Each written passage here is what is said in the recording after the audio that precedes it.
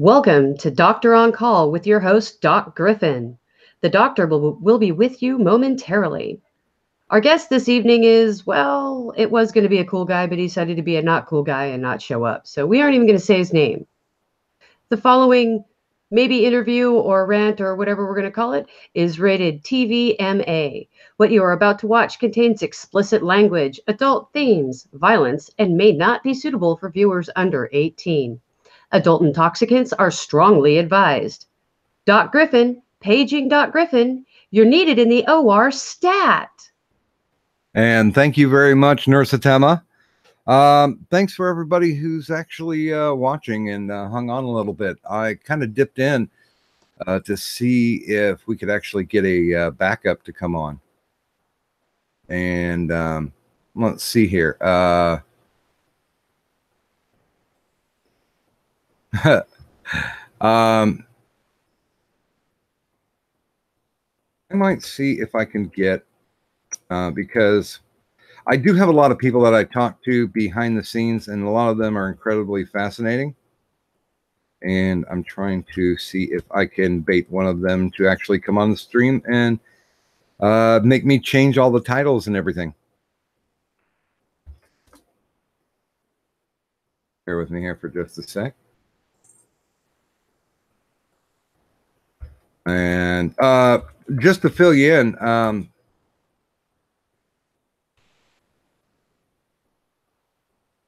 what happened was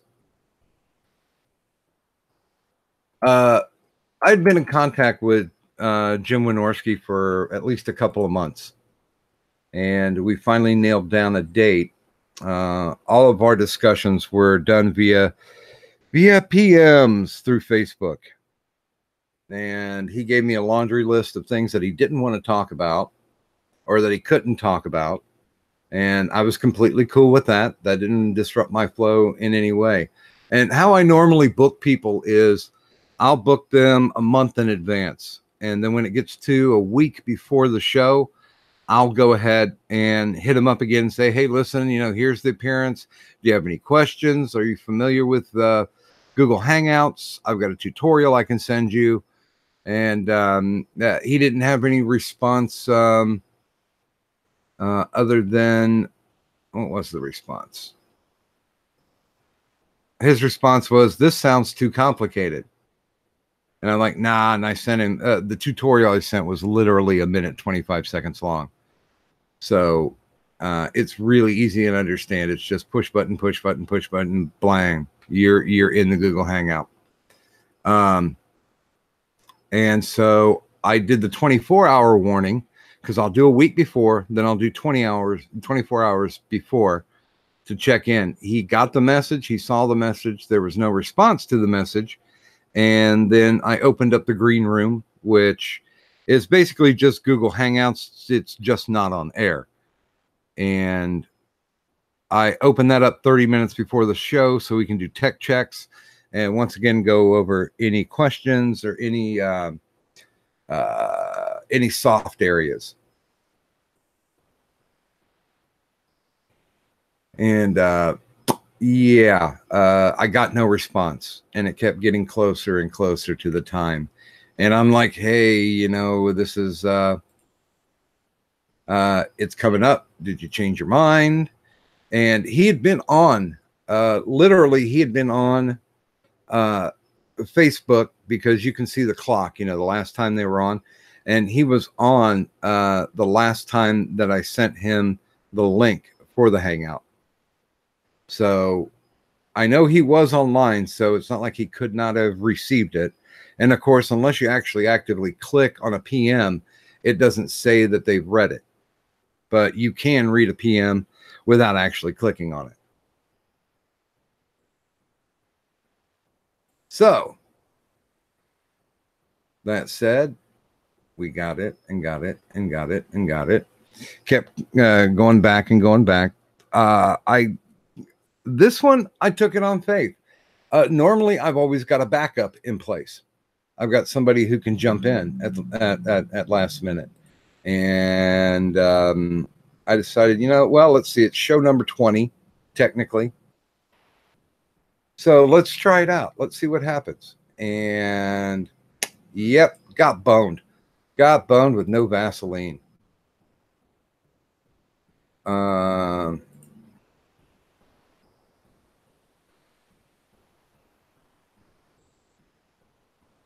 So I'm going to go ahead and bring on someone who was really kind. So I'm going to edit the video right now to change it out.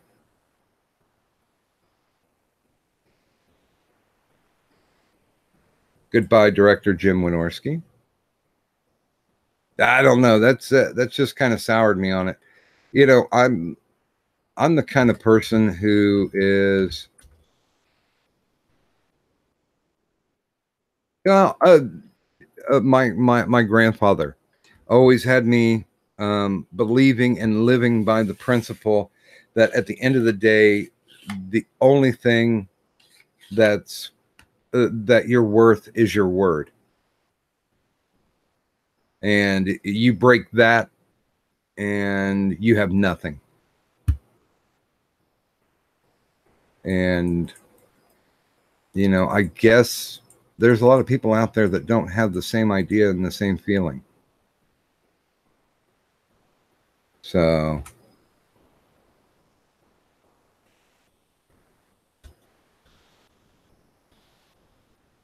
let's see here.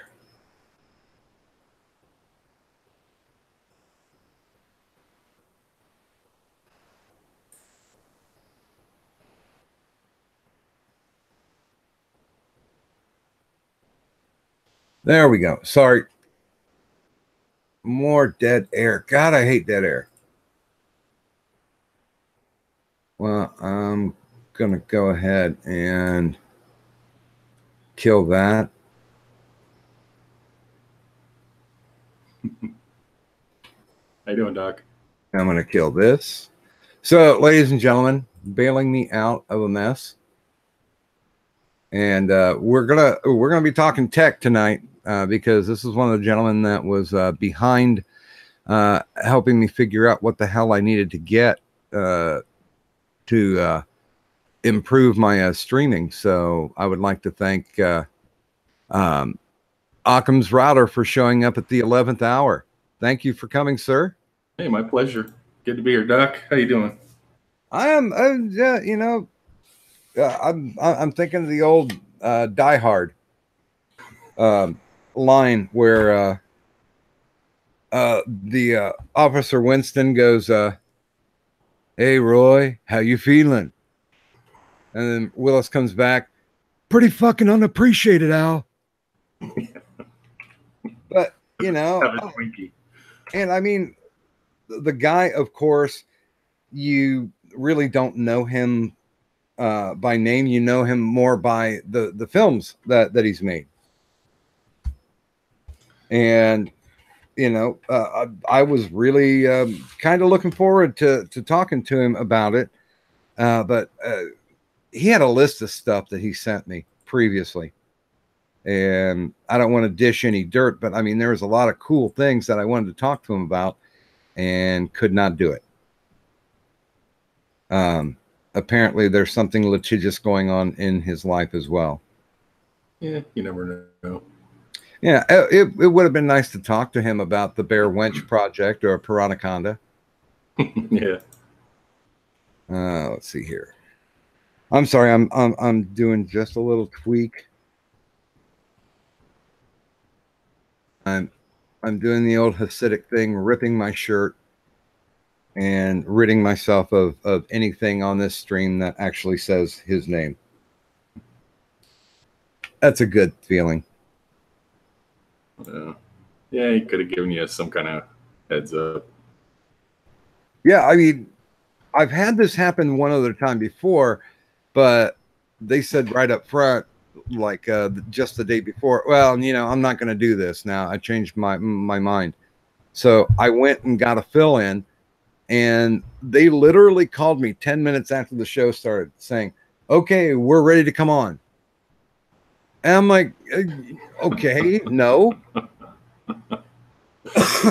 you know, you showed up, but you showed up 10 minutes late and you never answered any of my messages. I knew I should have pulled the trigger on a replacement.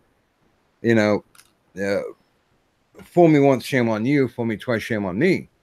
I should have just pulled the trigger on it and got somebody in, and it just said, okay, we're writing you off.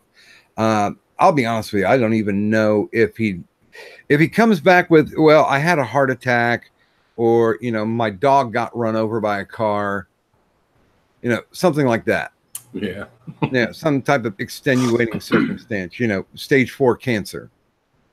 Then I'd be like, all right, cool, you know, and I'd even think about rescheduling. But yeah, I'm not thinking about rescheduling now. Yeah, he just would have taken a second to let you know ahead of time, you know. Yeah, that would be nice. Yeah. Now, one of the reasons why I definitely wanted you on, because I know we talked about this behind the scenes, is that you have a vast wealth of tech knowledge, and coming from a boomer like myself, I don't know much of shit. You know, I know where the on switch is pretty much. I know how to clean an optical mouse, but besides that, everything else kind of fails. Now, for those people in the audience who don't know about you, you want to go into a little bit of background about what you do? Yeah, okay. Mostly just a shit poster. I've had so many YouTube channels and shit that never got off the ground. I don't even try anymore. But yeah, been involved in tech, I guess, since 1982. Well, before that, really. I taught myself BASIC in about 1977, 78 on an Apple. They had them at our school. I was born and raised in Alaska, and after the pipeline boom, they packed all the schools with the latest technology with all the oil revenue. So I taught myself BASIC, and then stepped out into pre-made and kits. And the first real build I did was in 1982. It was a Timex Sinclair computer. Basically, for programming in BASIC, you just use your TV as a monitor, and it had hotkey functions. It was a slick little rig, but you had to solder it together. And I saved up my paper out money to get it from an ad in Popular Mechanics, of all places. And my parents, of course, thought computers and technology like that was just a waste of time and energy. So I was pretty much on my own on that one. Well, you got to think, though, you know, you have you legitimately, from what you're saying, had baby boomer parents. Well, I'm a weird cusp writer. My parents were born right before the boomer era. Okay. 40 and 41. I was born in 68. So I'm just out of the boomer bracket, and somewhat Gen X. I guess I could be considered a little bit of both. I don't know. Yeah, 68 would be Gen X. Yeah, and it's so. I mean, I understand how the boomer, you know, stereotype goes. In the business I run now, I deal with them daily. And yeah, I was one of the Gen Xers or late boomer class that picked up technology and accepted it. You know, that was the big thing. In the 70s, with all this new technology coming out, either you jumped on it, or, you know, and were called a nerd or whatever, or you you know, ignored it and had fun like all the other kids. Yeah, I think the thing that really gets me is the fact that I never thought typing class would be something that I would ever need. Yeah. And I promptly failed it. But, you know, now looking back, it's like, well, they even nowadays they even stopped teaching how to write cursive. Oh yeah. I mean, that's done. That's over with. Yeah, And that amazes me. That was a big deal when I was in, like, first, second grade, to learn how to not only write the regular alphabet, but then to do cursive. That was a big accomplishment. Yeah, and I mean, technology tries to make it anachronistic, but when shit breaks down, grab your pen and paper. Yeah. It's funny you say that too, because even now when I have to write something out, it feels very unnatural.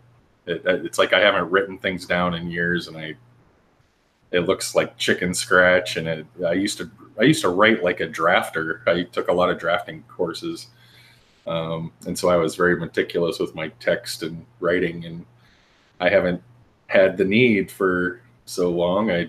When I have to, it looks terrible. Wow. Yeah. The only reason why I had a grasp of it still was because I was drawing before I did the strokes. I mean, yeah. I can say that technology is kind of a blessing, just because of the fact that, well, I don't have to do any of this. I don't have to write anything down anymore. Mm-hmm.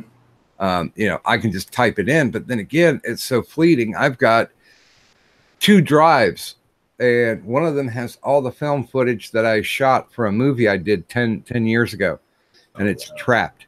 The other drive has about 50 stories in it.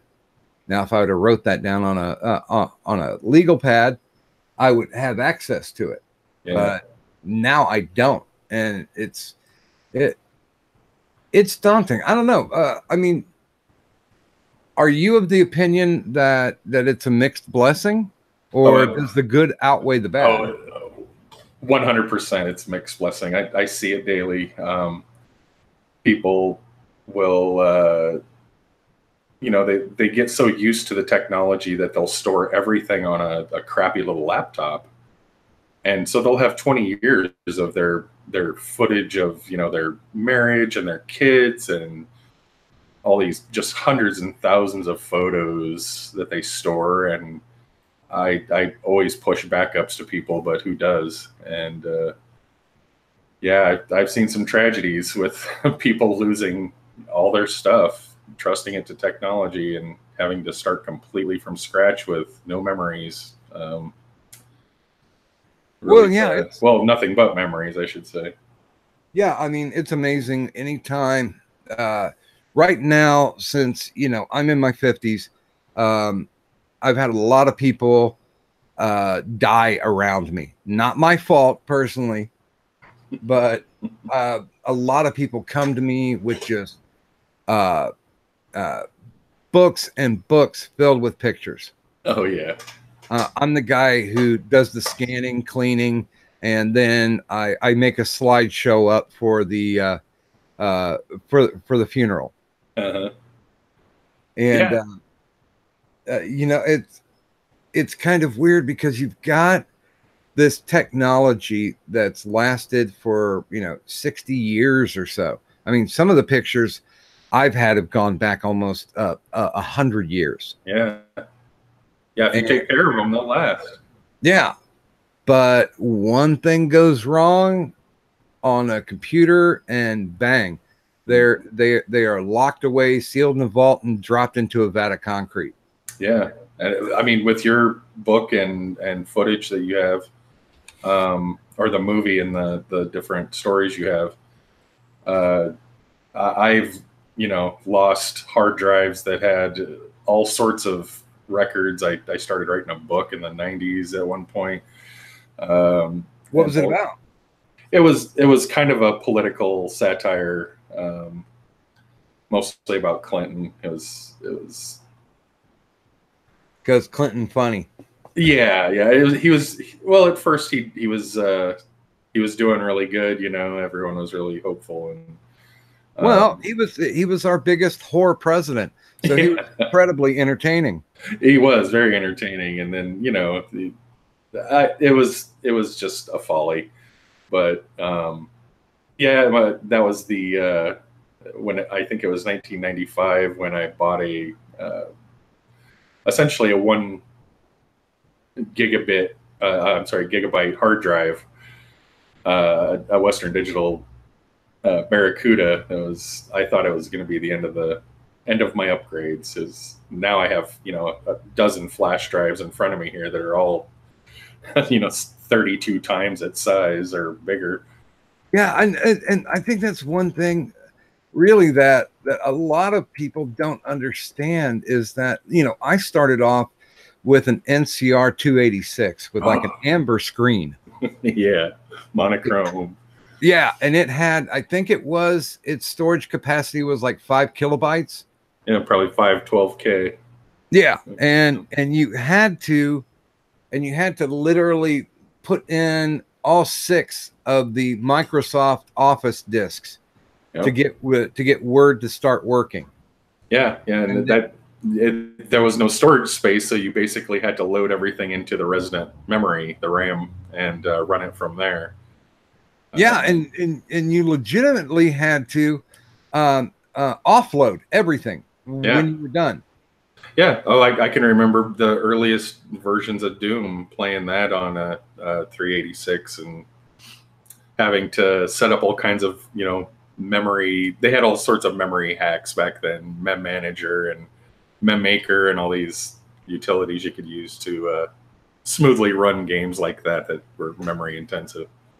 Well, I was telling somebody a story of I played the first Final Fantasy. Wow! And it came on 8 discs. Yeah, and it was a left to right scroller, and you'd go like one way, you'd get 3 screens one way, and then it'd stop and go, please load disc 6. Yeah, I remember those. I had been around nerds pretty much, in the background. That wasn't my public persona, like say in the 80s. But a lot of my friends had Apples and such, and we'd play games like Temple of Apshai or Wizardry or whatever, and they came with a set of discs, and you'd constantly be swapping them out. And that's why everyone had like a double floppy drive. You had 2 floppy drives usually, so you could keep loading them back and forth and not waste time. But yeah. Okay, there we go. I'm sorry, I was just answering real quick. There were people who were kind enough to get back to me. So I didn't want to diss them. But yeah, we're talking about, and you're basically close to my age. Yeah, I just turned 50 last March. Yeah, so you're really close. Back in my day, well, let's put it this way. NES didn't come around until 1985, I believe. So I was already a late teenager at that point. Everything that we had when we were kids told us that technology wasn't going to advance very much farther. No. Or if it was going to be done as a crawl. I mean, legitimately, we took a quantum leap. And and now, the phones that we have can outrun, the old Big Blue computer that they had down at IBM, which, took up, what was it, like 5 to 6 actual rooms to run. And I think wasn't it like one full city block? Oh yeah, that building was huge. Yeah, it was massive. And UNIVAC before that was even less powerful, but not quite as big, but still could barely do, basic addition, subtraction, division. Oh yeah, it's just amazing, and it's hard for me to look at other people just literally taking that tech for granted. Mm-hmm. Oh, it's terrible. Just to imagine my own parents buying me a smartphone or the equivalent of a smartphone every couple of years. Never. I had to beg for like a stupid $20 Atari game, and do chores and endlessly and beg till I would get a stupid $20 game. What was your first gaming system? I think it was Pong, out of the Sears Roebuck catalog.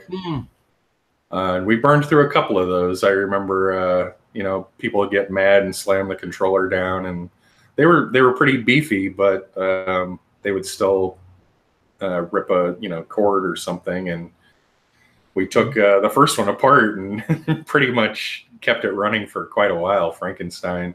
Now, did you have the one that had the simulated wood grain paneling on it? Yes, I did. Yeah. And the first one we had didn't have the. There were two versions of it. The second version that came out, I think, a couple of years later, had a squash setting where it just basically made the paddles small. And there was doubles and singles and other little options, but. We did have somebody chime in from the chat saying, I thought JFK was our biggest whore president. Very similar, actually. He was our smoothest whore president. Yeah. But yeah, Clinton would bone anything. Yeah, at least, JFK had a little taste. He had, Marilyn Monroe, for God's sake, and Jackie O. And he was also balling, mafia malls, so women that qualified for gangsters who killed people on the daily. Yeah. You got to know that they had beauty and probably some good skill too. Oh yeah. Very talented young ladies, I'm sure.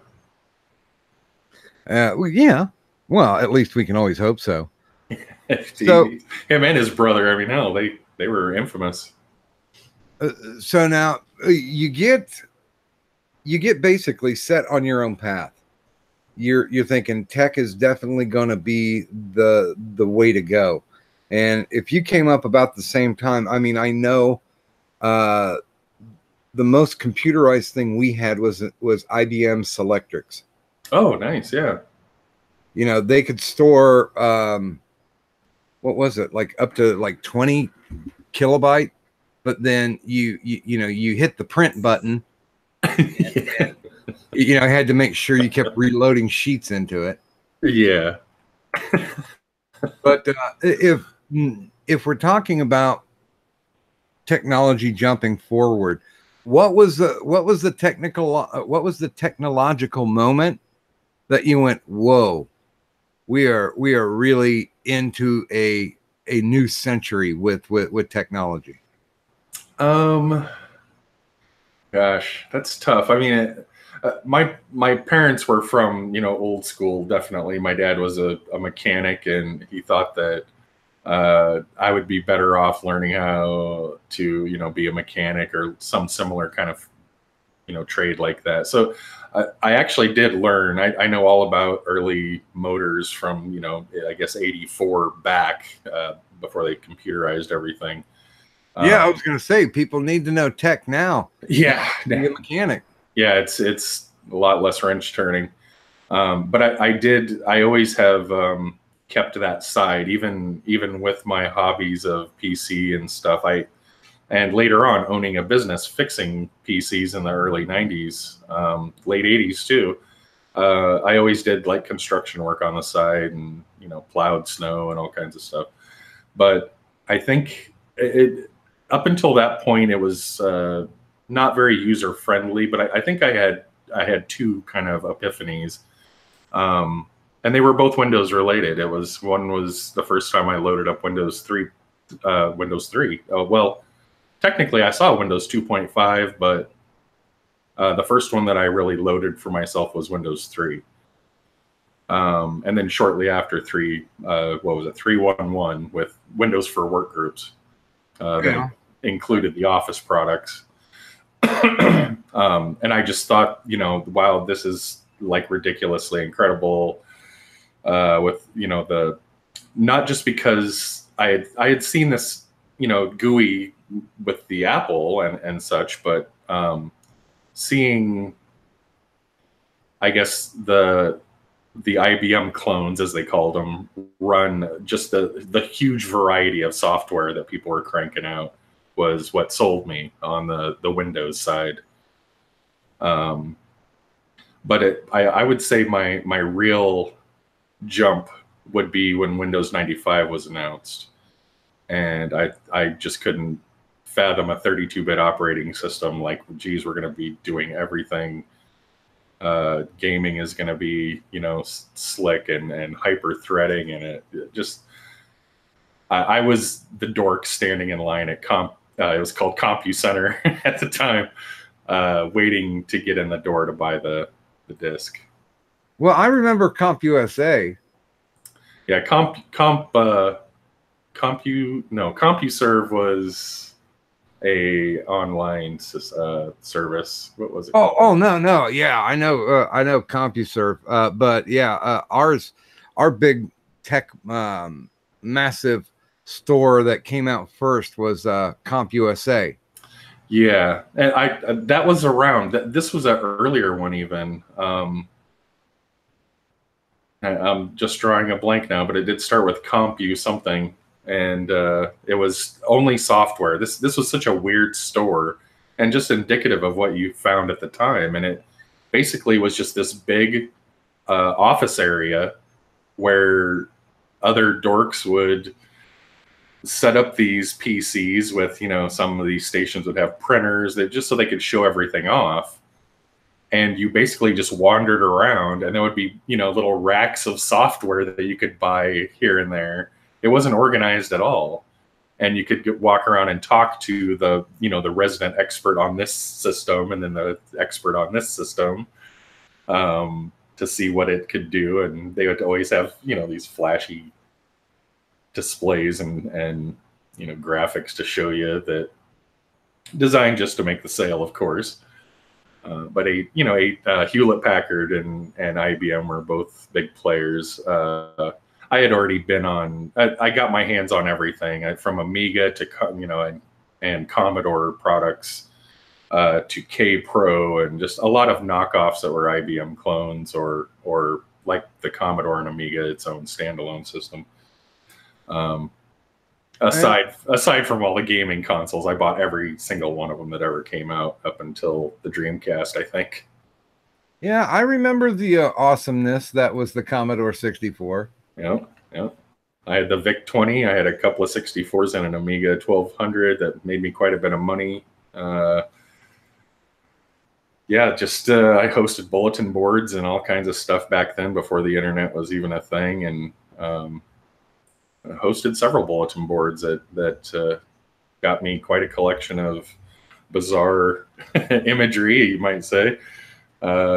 Yeah, let's talk a little bit about that, because I was trying to explain on one of my Rambo streams about BBSs. Ah, yes. And a lot of people were just kind of looking at me like, what? No, that wasn't something that existed. And it's like, well, hell, it did. And it was the whole thing of you legitimately had a time limit. Like your parents put a curfew on the time that you could spend, and you always had to dial in. And this was back before long distance was included part of the package for phones. So you had to find local numbers that you could dial. Yep. And you literally had, the longest I ever had on a board was an hour. And the kind of modems that you were using back then, legitimately, you really could not play anything that had graphics. I remember the biggest game back then was called the Red Dragon Inn. Oh, yes. There was a entire software package of Dragon ABS.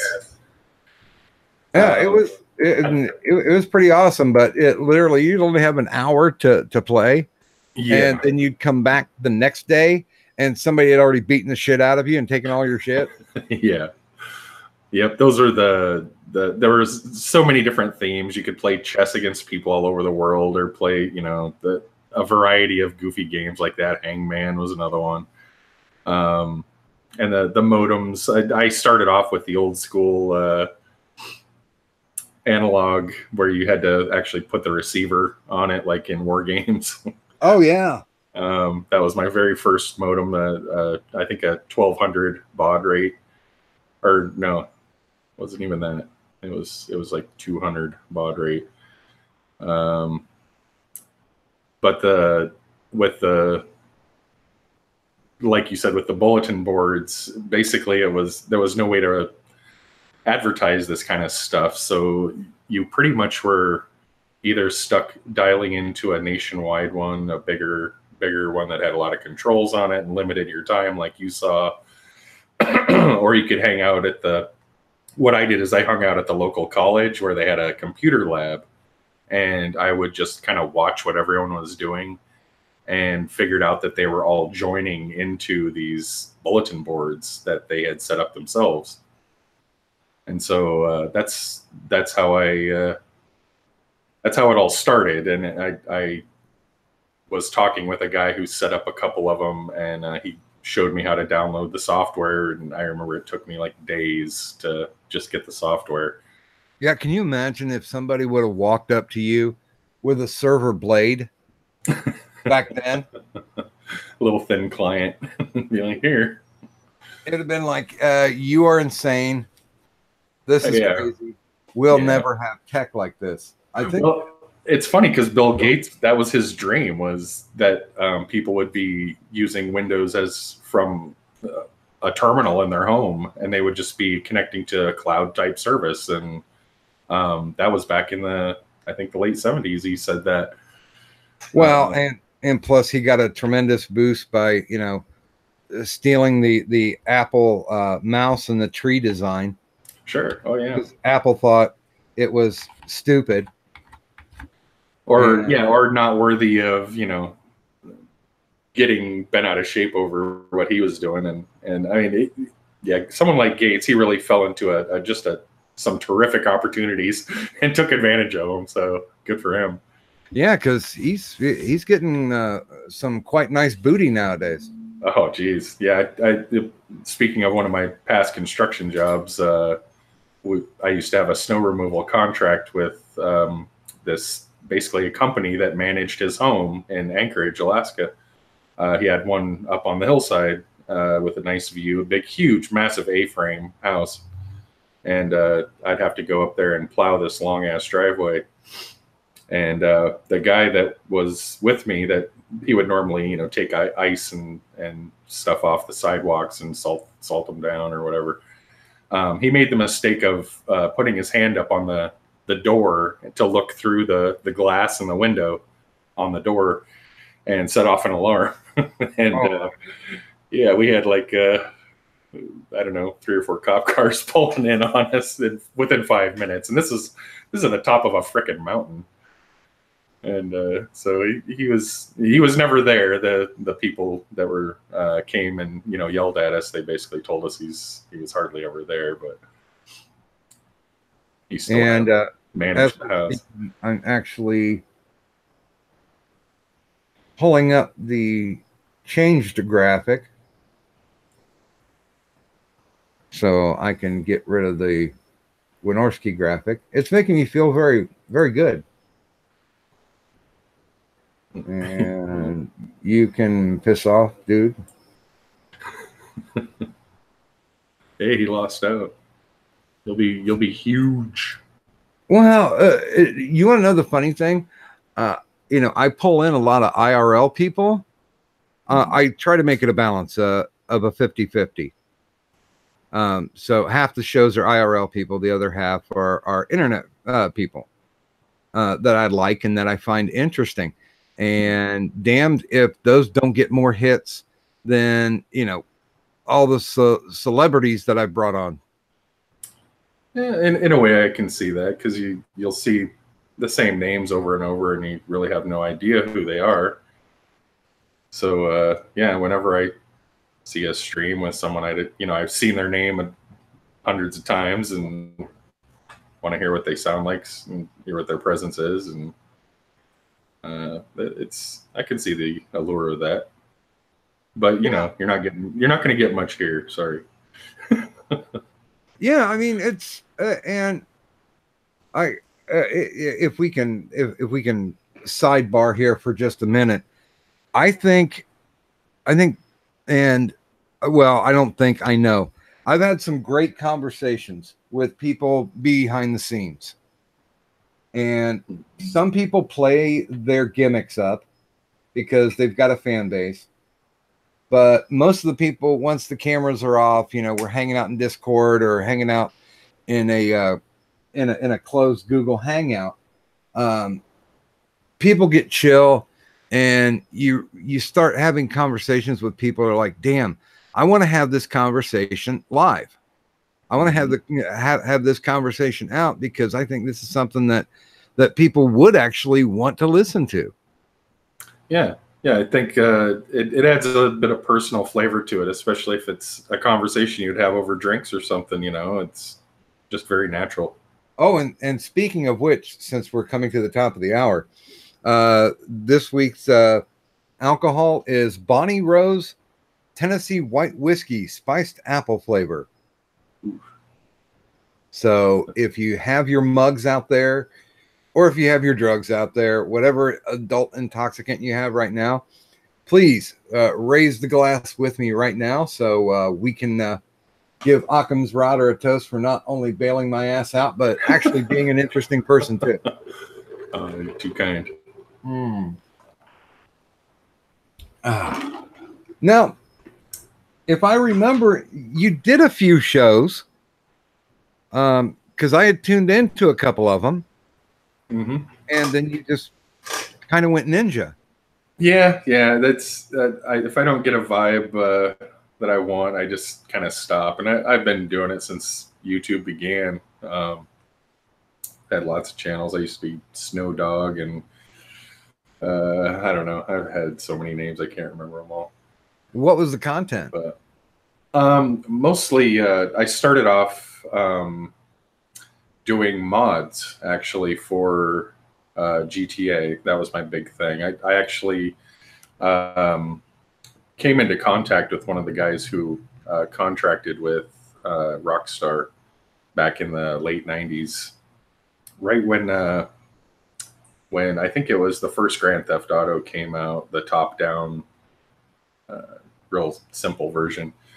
I was talking to one of the guys who was developing the textures, well, you know, collecting the textures basically, and just became real interested in the game. And so I started learning how to pull it apart and reprogram certain aspects of the physics and things with the different cars. And I would make, you know, goofy commercials and things. I made like the first channel I had, it got struck down almost immediately because I made a presidential campaign video for Stephen Colbert back when he was funny. And, oh, okay. Yeah, because it used to be actually pretty funny. I was going to say, yeah, there has to be a qualifier for that. Yeah, it was for the 2008 election. And basically it was a 4-minute video that was done with San Andreas, Grand Theft Auto San Andreas, of him wearing like a do-rag and hanging out with the homies and smoking and dancing and going to lowrider competitions and then basically invading Iraq and kicking Saddam Hussein's ass and all of his guards.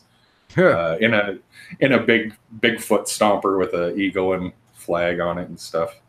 And it got flagged because I used some Pantera and Metallica music. Well, yeah, I mean the very first thing that they did before they had the algorithms is chase music. Yeah, and they didn't even give me a warning or anything. It was just boom, dead. You're gone. They just deleted the channel completely. And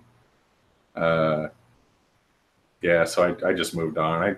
I've made all kinds of stuff. I mostly related to my job, where I would make fun of people I was working with, because I was a supervisor, and I had a crew of like 13, 14 people. And so to keep levity and such, I would make little goofy videos with their models imported into different games, and make them talk and do stupid shit. But I've tried a little bit of everything and some history stuff. I've always been a ancient Roman Empire era buff. So you like movies about Roman gladiators? Why, yes, Billy. Yeah, as opposed to the earlier kingdom eras, I do like the triumvirate era with turn of the century, or well, turn of the new era, I guess, zero, when they really started kicking ass and dominating the world. And I collect a lot of artifacts from that era. I think we talked about that a little bit. That's one of my hobbies, is ancient metals. I love to collect ancient bronze or silver. God, what is it? I got some hand hammered ones from the reign of Constantinople. Oh. But they legitimately look like little tin discs of shit. Oh, like coins. Yeah. Yeah, it's really hard to find good coins. The good stuff is very expensive. There's lots of crap that people dig up that just can't be cleaned. Or finished in any way. It's just too far dilapidated. Yeah, I remember a friend of mine went to Czechoslovakia, and they did a little digging, and they actually came upon a cache of glass beads. Yeah. And that's a big deal. Yeah, and literally all they did was they washed it. All the dirt went away from them, and they made quite a bit of money off them things. Yeah, and it's from my experience with that kind of thing, that's where you find the real good stuff, is in private collections. Some of my more prized items are from private stuff where people have either dug it up themselves or commissioned someone to find them something. And, okay, so what's your crown jewel then? Gosh, it depends on which culture you're talking, because I do collect from Chinese as well.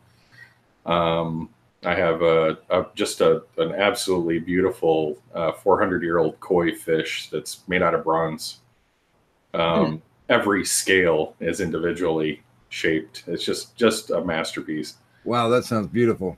Oh, it is. It's stunning. I probably have a picture of it, actually. If you're talking more European, one of probably the weirdest thing that I have, and I'm not even really, I don't really like it, but it's something that I can't even really get rid of. No one's interested in it, but okay. It's a branding iron that was used in a prison on people from the Inquisition. Is from an Italian prison, and it's a stylized T, which basically, when they would brand someone, they would put the T to designate the province they were in, and then the number. It's just kind of morbid, but it came as part of a package. It's not something that I bought to buy it specifically, but it came with a package of other items, and the guy was trying to get rid of it. So what was the item you wanted to buy and they threw that in? It was a spearhead, actually, from a pilum, which really is not much of a spearhead. If you're familiar with what a pilum is, it's more of a very generic Roman javelin type spear, short, meant for hand to hand in some ways, but you could also throw it. And it's basically a real simple design. It's like a kind of like a shovel handle made out of wood, and then they would insert a rod in the tip of it to act as the instead of a spear point that was sharpened like a regular spear tip. This was just a sharpened rod that they would hammer into the end of it, into the wooden shaft. Nothing fancy really, but he had some other things too. And it's, I guess, when you're looking at things like that, the rarity is what you're looking at. And this spear tip that he had was in just pristine shape. It looked like it had never been used on anybody. Usually they got bent or something, you know, they were made to actually bend inside of once hitting a shield. So it would be a cumbersome thing for the person you're attacking. So this one was in pristine shape, and he actually had it mounted in a handle that he had made. So it was a beautiful piece. Well, it's pretty hard to find weapons of war that haven't been banged up.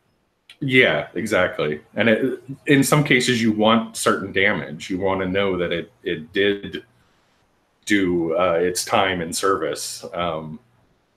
That's why I kind of switched over to more like Roman military jewelry, because it wasn't directly involved in the battles per se. It could have been on their hand or around their neck or something, but it didn't suffer the kind of damage that a weapon would. And so rings especially are one of my favorite things, because they are usually in very good shape, or at least decent shape. And they were made of semi-quality, you know, bronze, pretty decent quality bronze mostly. And they were common. It was just something that everyone wanted to have because they were inexpensive as far as, you know, fancy jewelry goes. And especially in the military too. So a reasonable collectible.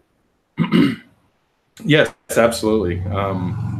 And like in the excuse me, in the other side, like from China, I've got different things, and it's just a whole different culture of metalworking. And oh yeah, the craftsmanship is so incredible. It's just breathtaking when you look at these things and see how they're made, how they're assembled. It's amazing.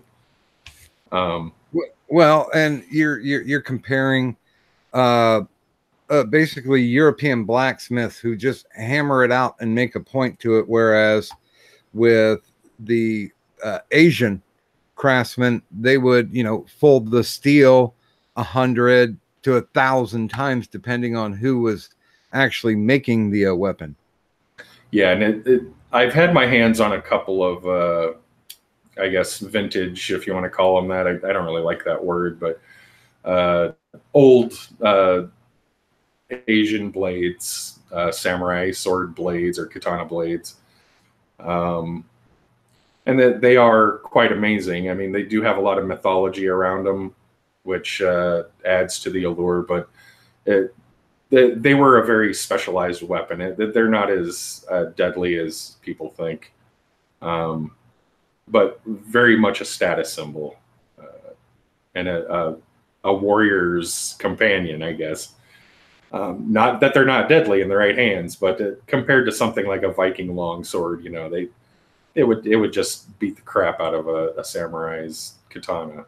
Well, not in fighting style, but as far as the straight steel goes, the one's a battering weapon and one's a cutting weapon. So. Well, and I remember seeing Japanese armor, like 200, 300 BC, and they were using ceramics with it for the actual, not the actual plates themselves, but they would like almost make a cloisonne. Yeah, sure. Because it was supposed to be, they thought it would handle concussive forces better. Yeah, and especially around the gunpowder eras, when they were starting to build real simple explosives and things.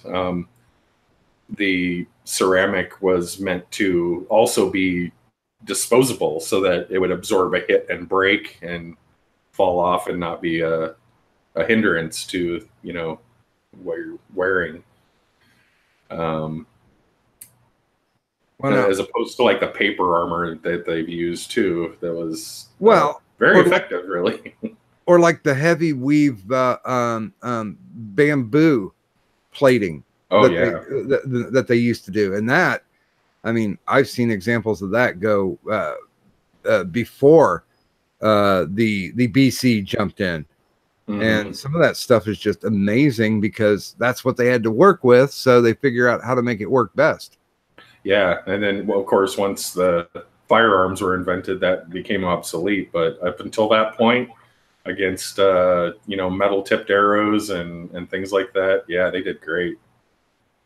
Now, of course, what we normally do at the top of the hour is set up a Q&A.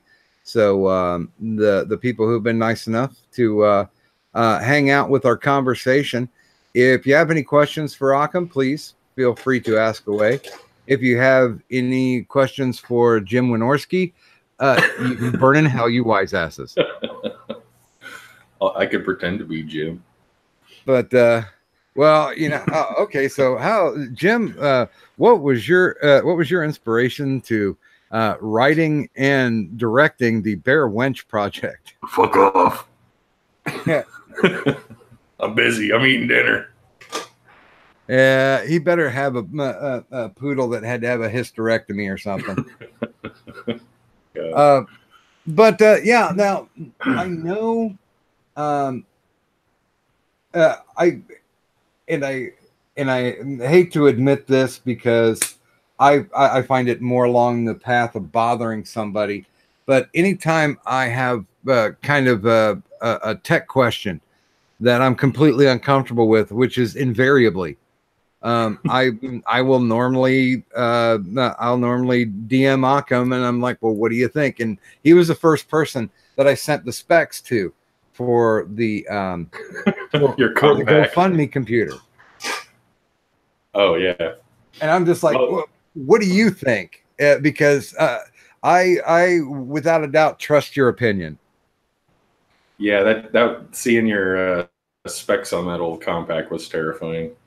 That made me shiver a little bit. It was just reminded me of I don't know, my old corporate life, like, I don't know, 15, 20 years ago, working on those things. Oh yeah, I mean, this bastard has a pull start to it. Yeah, 5-speed, has a turbo button. Yeah, it's but like in Galaxy Quest, it's only meant for short boosts. Yeah. Oh god. But I have one of those sitting right here, actually, from a customer. An old PC with a turbo button. Now, this is your biz. Now, this is what you do. Yeah, I gave up the corporate life about 2009. I had worked for some of the biggest companies on the planet from my early adult life until 2009, and just kind of did a side business, that was based and fed off of these corporate jobs. It was like built-in clientele on the side, and of course, like any corporate entity you work for, eventually you're answering to people that can't even train you on your own job. So I decided it was time to go, and decided just to jump with both feet and open my own business. And so, was there a crystallizing moment? Was there a moment of epiphany where you're just like, I'm done with this shit? It's time for me to do something that I have the skills to do, and it's something that I'm going to enjoy doing besides being a corporate dog. Yeah. This new manager that was hired in had absolutely no clue what my department did. and we were every year we would have kind of a big, I guess, I don't know what you'd call it, just like a big outing together with our entire department and the related departments. And he showed up in a fuzzy top hat and a clown nose, and was just a complete jackass. Made a complete ass of himself and basically embarrassed everyone in our division. And then basically that's what started it. But he immediately began implementing these rules that obviously he knew nothing about, trying to set up service that is just impossible to do. And so was he special? Basic? Probably. He's actually he was a spokesperson for a very large charity and a complete liar. I was kind of shocked. They were trying to implement this program through him that would basically require you to give a certain amount to this charity, like a tithe, which did not go over well. Yeah, that sounds a lot like United Way. Wow, you just like fucking nailed it, didn't you?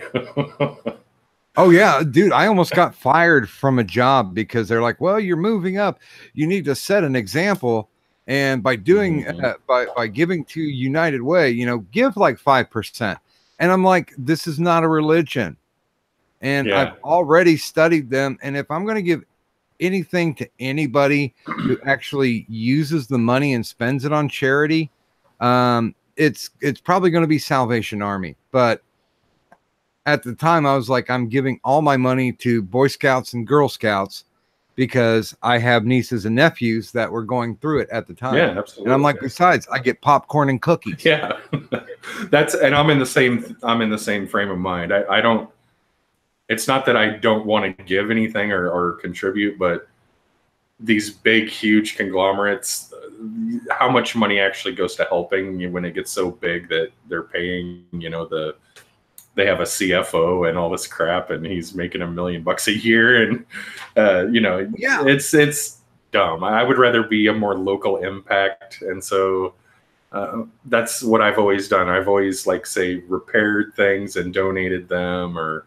donated my time. I used to give classes to the local high school kids back where I used to live, and had little after hours labs so they could learn about how to set up networking and all this other shit. Oh, by the way, I did promise that if Chorgon was lurking around, that I would take a look in Streamlabs just in case. Uh-oh. But he is mentioning on the Twitter that he wants Bob's and Vagine or We Riot.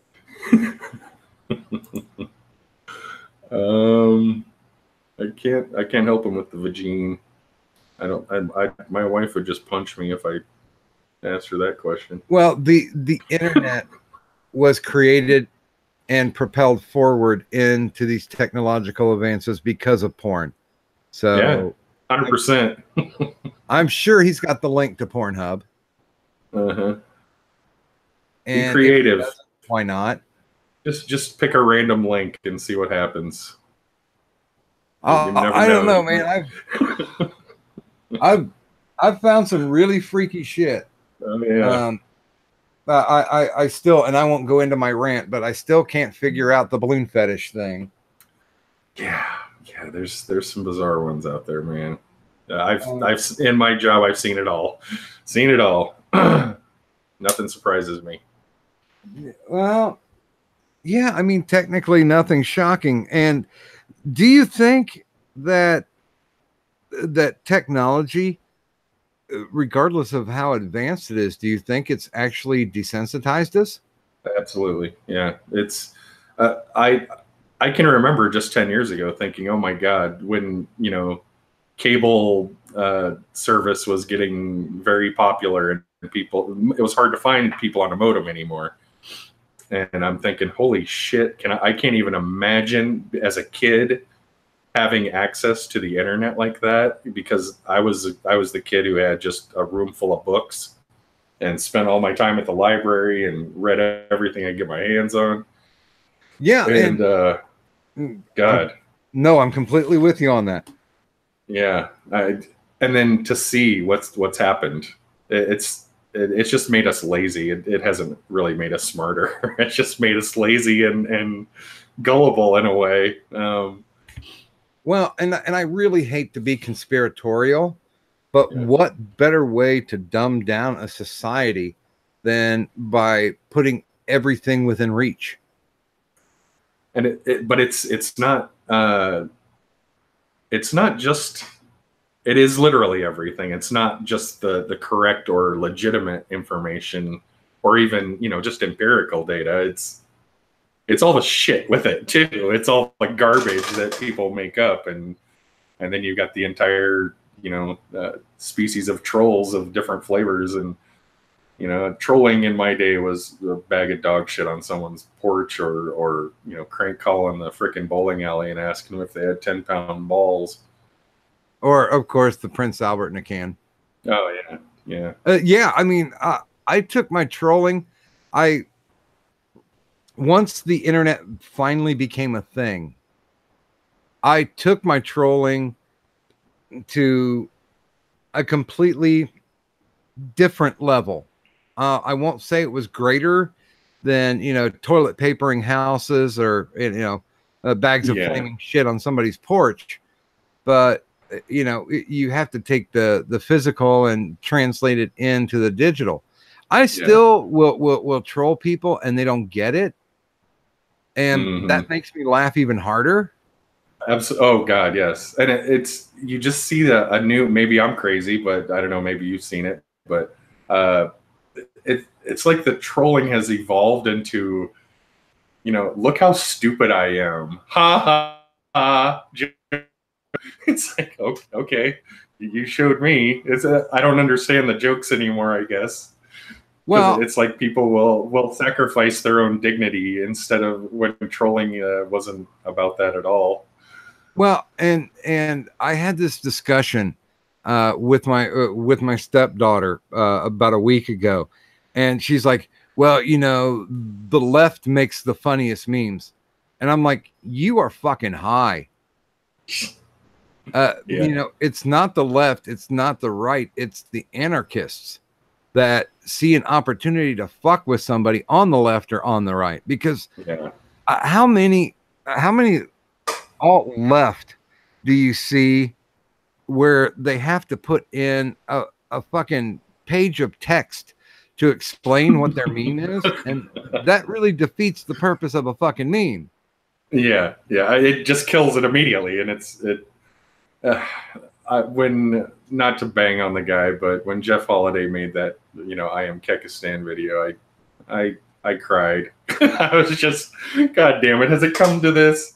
We have to explain what this means. Oh dude, I have a Kekistan flag that I paid $3 for, but I don't know what to do with it. Yeah, and it was hilarious for a while, and then it got overrun. I bought it in the height of funny, and then by the time China got it shipped over, it was not funny anymore. And I'm like, oh fuck, what am I going to do with this thing? Hey, not that it didn't spawn lots of side trolls and things that are still alive and kicking, and they evolve still, but AP mutated from Kekistan. Sure, yeah. We do actually have a serious question out in the chat. Jolly Rogers Bilgewater asks, do you have any tips on self-employment?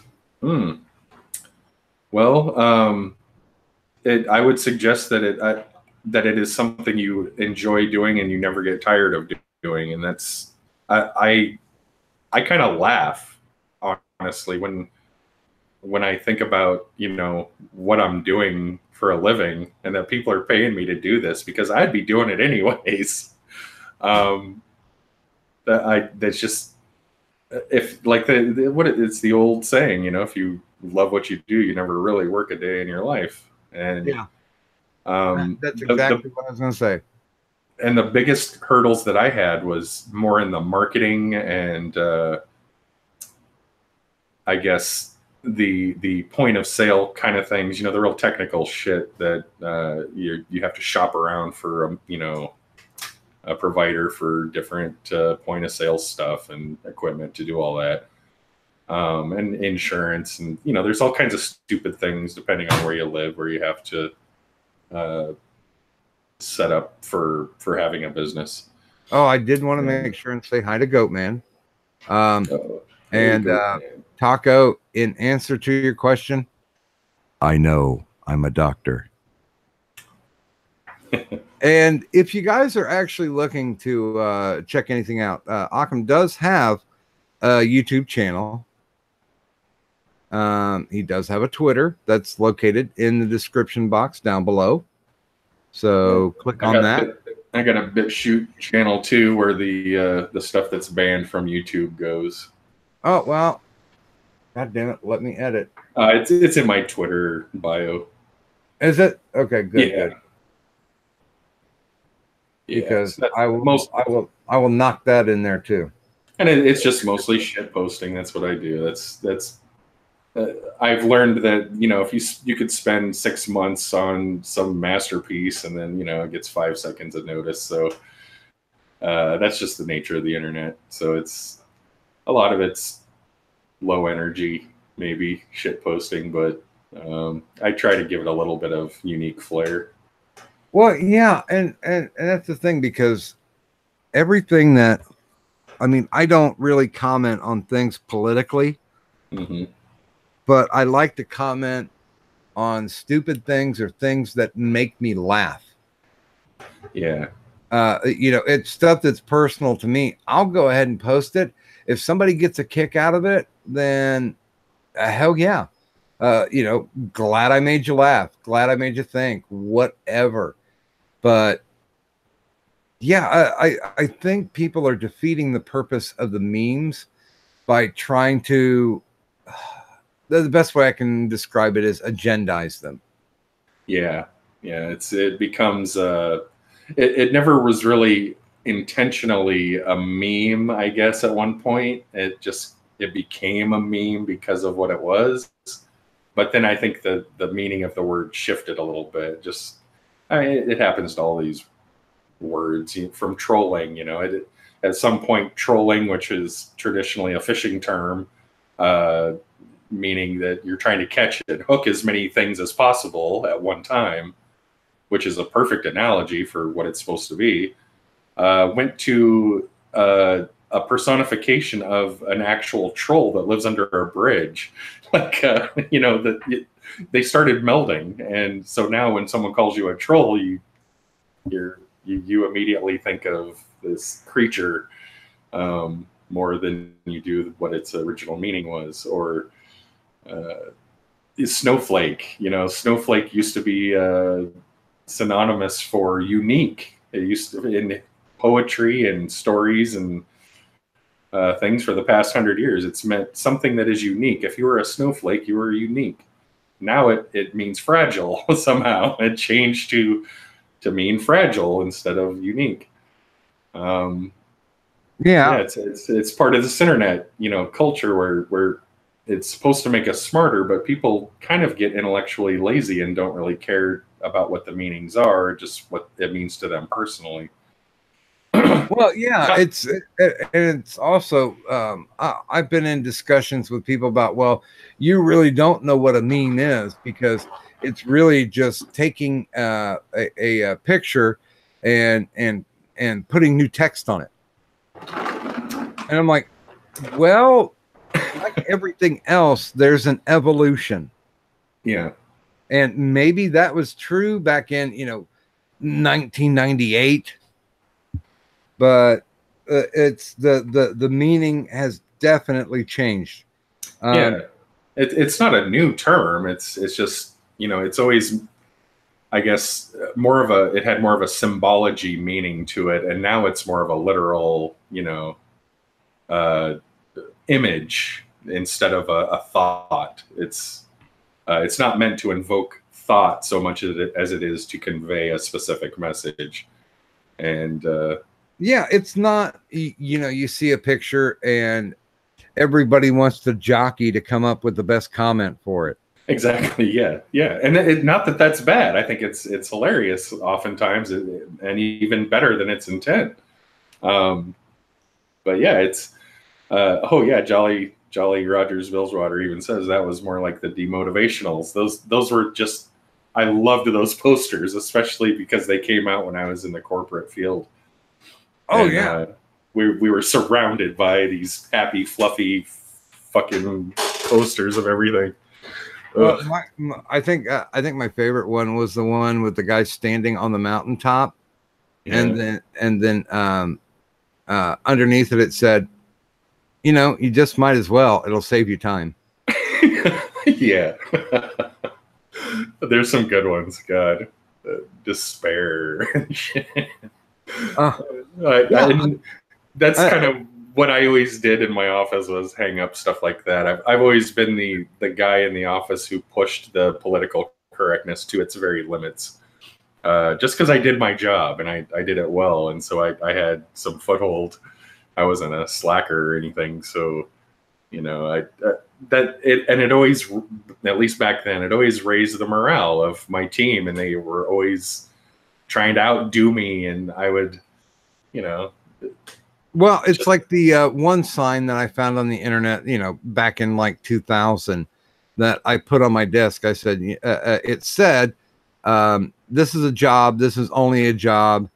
Had it been a real career, you would have received pay raises and accolades. Yeah. Now that technically is a meme. Yeah. Yeah. And because it invokes the thoughts of what it's trying to say. Now, to turn the screws on this, do you think that the internet is evolving too fast, especially for children and teenagers? I don't know about too fast. I think it's gosh, I would hate to say that. I like the way it is, I guess, because as horrible as it can be sometimes, at least it's still, you know, freedom. There's a lot of freedom left. And yeah. I just fear that we're looking at a future where that's going to be squelched. I can't disagree. I think that it's as much like life as it's going to be, because of the fact that there's ultimate brilliance and terrible degeneracy, and it's all mixed together, and that's what real life is about. Exactly. And you really, you just have to be smart enough to deal with the bad and revel in the good. Yeah. Yeah. No one is teaching like logical, you know, thought and deduction, rational deduction. It's dude, in some universities they have banned the Socratic method. Yeah. That's are you fucking kidding me? That's fucked up. I mean, to break it down into Sun Tzu, know thy enemy. But you know, if you're not able to sit and talk to people and go back and forth with them, figure out how they got to the place where they're learning, and maybe if you share your journey, that will provide them some insight, not necessarily change them to your side, but at least get them to do more critical thinking. And that's, you just hit it on. Yeah, you hit the nail on the head with the critical thinking. They're not teaching that anymore, and we're not teaching. Well, schools aren't teaching it, and I think a lot of parents are failing to teach their kids about critical thought, how to discern between what is the best and worst. We're kind of losing grasp of that, and it's I guess it's laziness. In a way, we're just getting so used to having everything at our fingertips that you know, the good enough answer is what we settle for. I don't know. There's so much bad info. And I've got 3 kids, and it just having to, they're all adults now, but they grew up in some of the worst times of the internet, I guess. And teaching them how to navigate safely through this and to ask the right questions and stuff is very challenging. Because there is stranger danger out there. Mm-hmm. There are poisonous ideas and thoughts. Absolutely. And a lot of parents, I'm not bad mouthing, but I'm just going by observation. A lot of parents are looking for either some societal check mark to hold this in place, and it's just not going to happen. No. I remember when I was in school in my civics class, they're like, well, you can get extra credit, and they listed books to read, and one of them was the Communist Manifesto. And I read the book, and he's like, well, you have to do a book report on it. And I'm like, what kind of book report can I do? This sucks. Literally what they're asking people to do is, because I've always, and I didn't know what the terminology was until I became an adult. I've always believed in a meritocracy. You have to get paid what you're worth. Mm-hmm. And not saying that ditch diggers don't do a hard job, but brain surgeons do a whole hell of a lot harder job. It's got a lot of risk too. Yeah, and there has to be an equality. There can't be an equality of outcome, but there has to be a pay equality to skill. Sure. And I think someone who is say a ditch digger, they can be just as happy, if not happier, than the surgeon. And that's also important. I mean, you can make all the money in the world, and if you ain't happy, it's not gonna fix it. Occam, I won't kid you. I was working for a Fortune 250 company. I was writing their protocol and etiquette manuals. Mm-hmm. And I found no satisfaction in that. But when a buddy of mine was like, hey, I heard you don't have a job right now. Why don't you come and work on a crew and do building tear-outs with us? I found more pleasure. I found more qualification. I found more reinforcement of myself, that I was dead dog tired at the end of the day, but I knew I had physically achieved something. Yep. And you hit it again on the head. It's in the 90s, I spent a lot of time, doing, I guess, contract work on the side with, computer related stuff. I was like, say, designing the signs for the buses, this public transit buses, for them to print out. I was making them in scale, and they were printing them off on these huge plotters and such. Okay, and so they were just. Let me clarify real quick. Okay. Were you doing the artwork, or were you making it manageable to where they could display it? Basically, they would supply logos and artwork, tell me the specs that they wanted, and I would just throw designs at them. It was real simple, like desktop publishing stuff. Gotcha. Kind of like the way that I mean. Yeah, but it paid so much. It was just ridiculous. I was making like $500 a pop, cranking out a few a week, and I didn't want to sit at home because it would take me literally minutes to do this. So I would work construction, and I was never happier in my life, looking back, until now, of course, but doing that construction work, getting my hands dirty every single day, wearing myself out completely, but getting a lot of shit done and being able to see the progress that I made and everything. I slept like a baby. It was a wonderful time. Yeah, it was an amazing thing. I am tired as shit. And I started this when I was like in my 40s, and construction's a 20s guy job. Oh yeah. And I was in there, I was ripping out walls. I was demo is so fun. Demo's great. Love demo. Me too.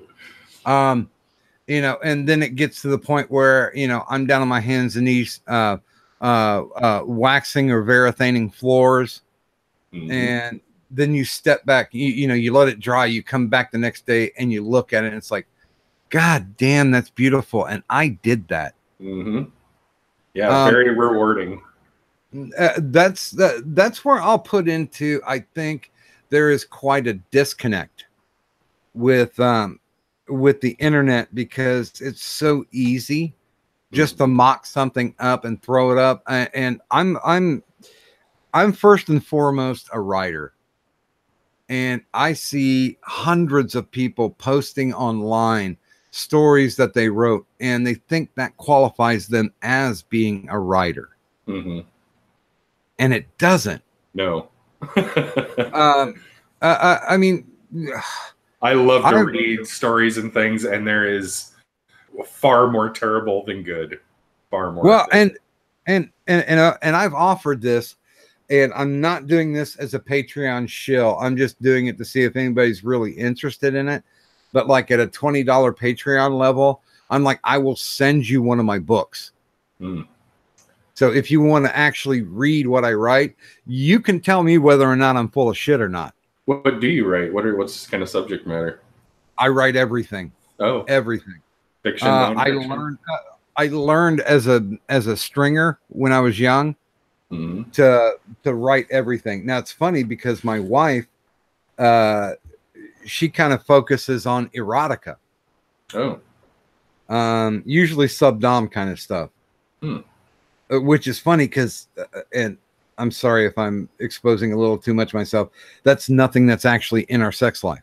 Oh, I was going to say, well, now we know all about Doc. Yeah.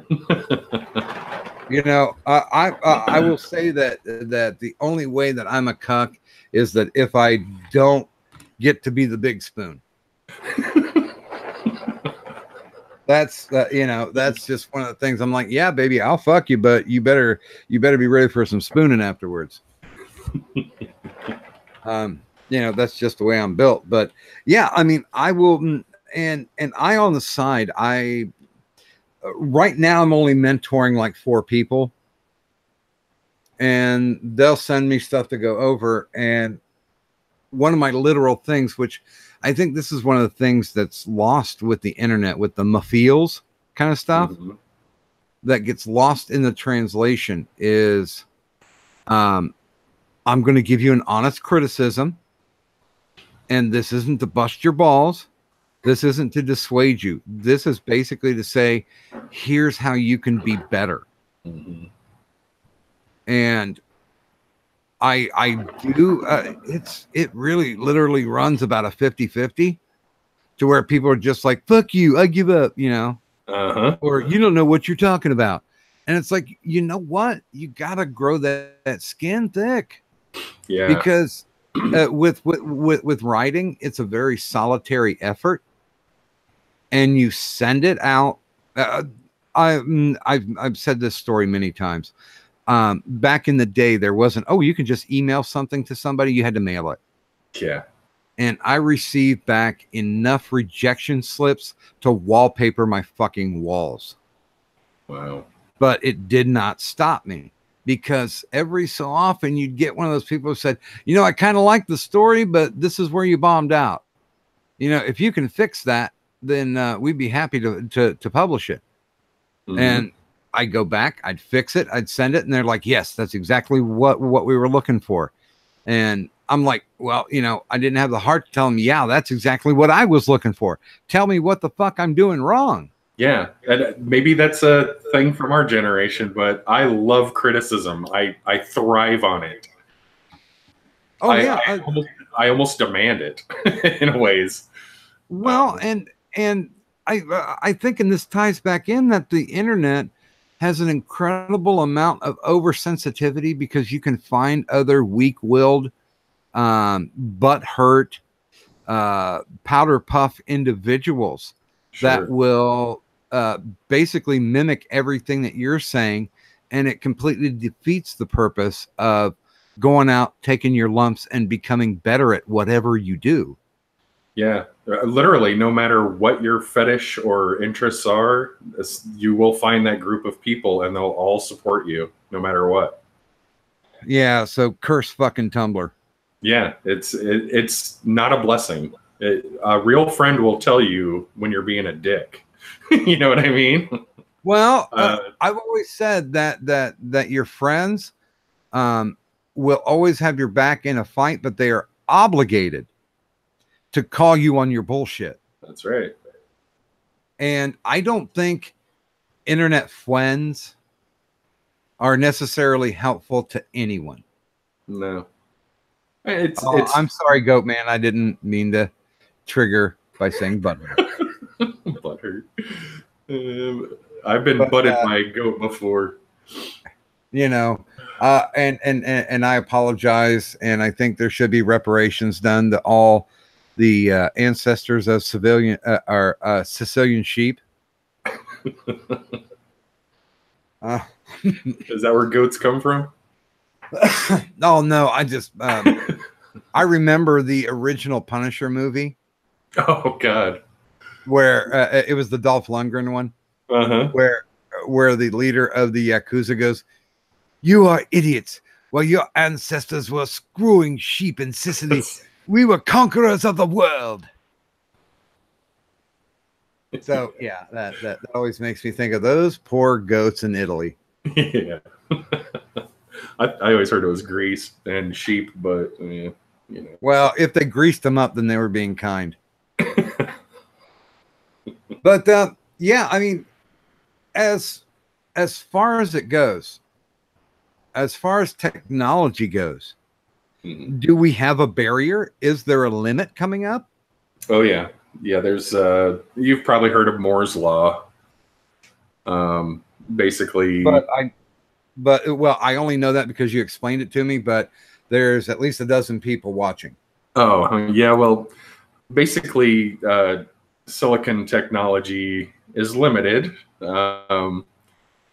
So the way that you may have noticed how Intel, for instance, you hear this 3rd generation, 4th generation technology, 5th generation processors. They're kind of doing a stall tactic because when you look at processors and their performance, everything's measured in nanometers, and that's the time it takes it to do a flip flop, as they say, and that's the switches that control the language that control the machine.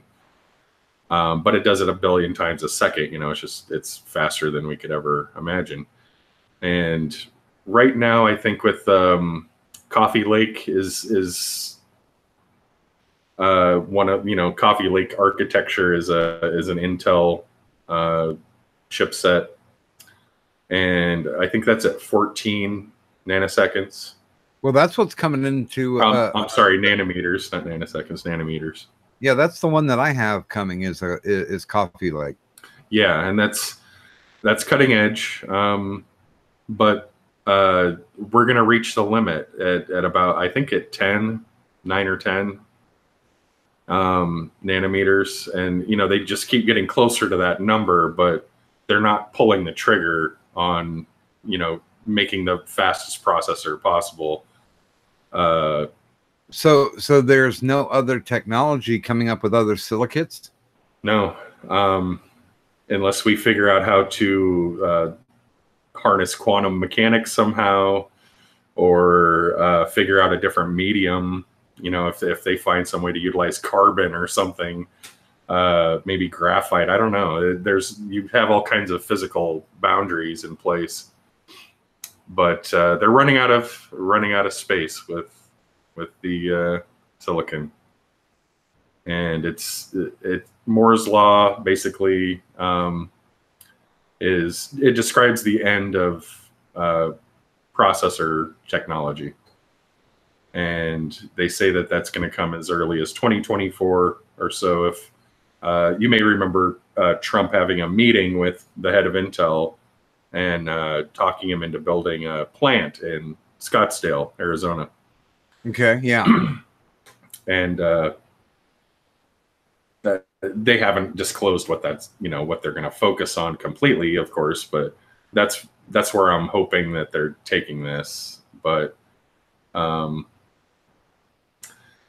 you never know. They can't avoid the the gate at the end forever, and eventually when we plateau, we really have no place to go aside from a new technology.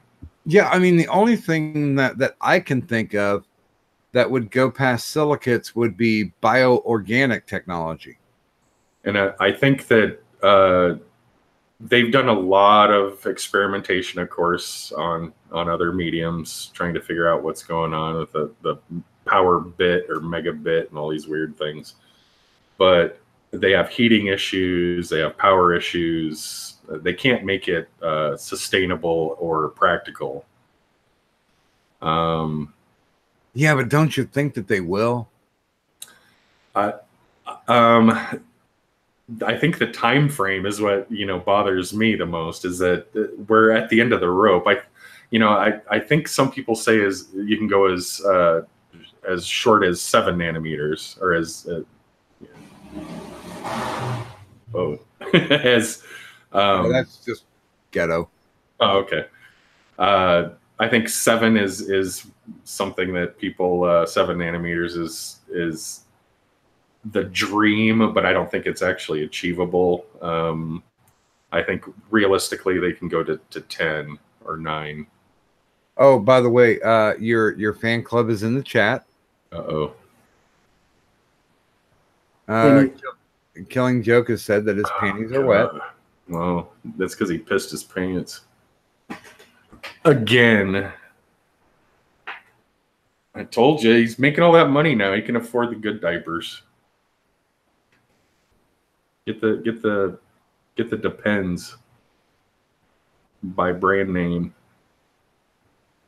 I tell you what, well, since this is a special show, when I had my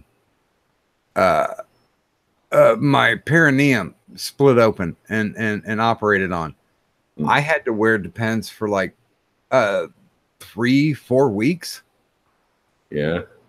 I mean, it was just because of the fact that if I didn't, I mean, I would kind of look like, a girl having her first period that just came upon her, because right. I just leak and bleed all over my jeans. So I had to wear a fucking adult diaper. It was horrible. Well, that's medical reason. His is just old age. Yeah. Well, he's just a fossil. Yeah, but he's younger than us, and I yet know, older. But it's not the age so much as the mileage. No, I can't. I have to argue with that. CVS brand is not as good. There are coupons out there for Depends, which you can get them for the same price. Well, today's your lucky day. It's his birthday too. Happy birthday, Joker. Yeah, a big happy birthday to the Joker. He got not necessarily everything he wanted, but Rory came back, which was awesome. Hell of a day. And I always try to promote anytime he does. You know what? As a matter of fact, this is a good time to say, if there's anybody who's looking for entertainment, in the description box, we not only have Occam's links. I did add the BitChute too. Oh. But I also have what I call my prescription for additional entertainment. And that includes all the people that I like to watch. And if you don't like it, you can always get your money back. Mm-hmm. Because you didn't spend anything anyway, you cheap bastards. So free 99. Yeah, just go through and take a look. See if there's something that you enjoy. And at the same time, you're supporting and taking care of those independent creators that aren't here for the bucks. They're here for the yucks. Yeah. And I think that's the key. That's where I find I love to watch people that are just doing it because they like to do it. And some people are just a natural at it, like you and like Joke. I think you guys are both just naturals. So I've seen nothing but good entertainment out of you guys both. Well, I appreciate that. And I love Joke. I've always called him he's the Don Rickles on this side of the YouTubes. Yep. And I've always been that in real life with everyone I've known. I'm kind of I don't know, the guy that insults everybody in a nice way, but to keep everything light. And so I guess that's why I like his show so much. Well, he tells it like it is. And I think that's one of the other things too, is that with the connectivity of the internet and people being able to find other people that are like themselves, that it's also training them to not be able to take a joke. True. There's a lot of inflection lost. There's no inflection, no body language, no pheromones, no. Gosh, it's all missing. You're just seeing the text, basically, or hearing the voice. And I think that's, I mean, yeah, I think you're completely correct that we're blessed and cursed at the same time with internet. Yeah. Because, I mean, it's kind of like you hand somebody a sword and they can do good or bad with it. Yep.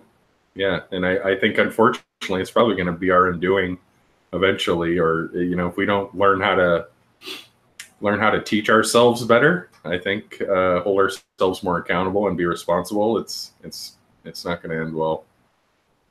Yeah. People have to stop wanting other people to fall on their swords for their own amusement and for their own gratification. Yeah. Or just to make everything 24/7 happy, jolly, no pains allowed, no disagreements allowed. We need to have, we survived this long because we are competitive, because we talk and argue things out, because we interact with each other in such passionate ways. And now it's all cut off to where you don't even have to see someone's face. Yeah, I mean, life is tough. Wear a cup. Yeah. And you might have anxiety, and some people have extra, some have more than others, but that's part of life, and you need to learn how to deal with that shit. And we didn't always have a magic pill or whatever to take this away, yet family and friends would rally together and take care of their own. And it's something that's lost now. It's just everyone wants to use it as a crutch instead of finding a way to overcome it. Well, it becomes a convenience to some. And I kind of think of like the Sphinx from Mystery Men.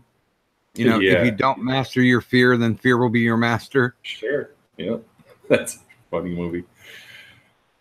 Yeah, I still like it. I'm a huge comic book, live action comic book geek fan.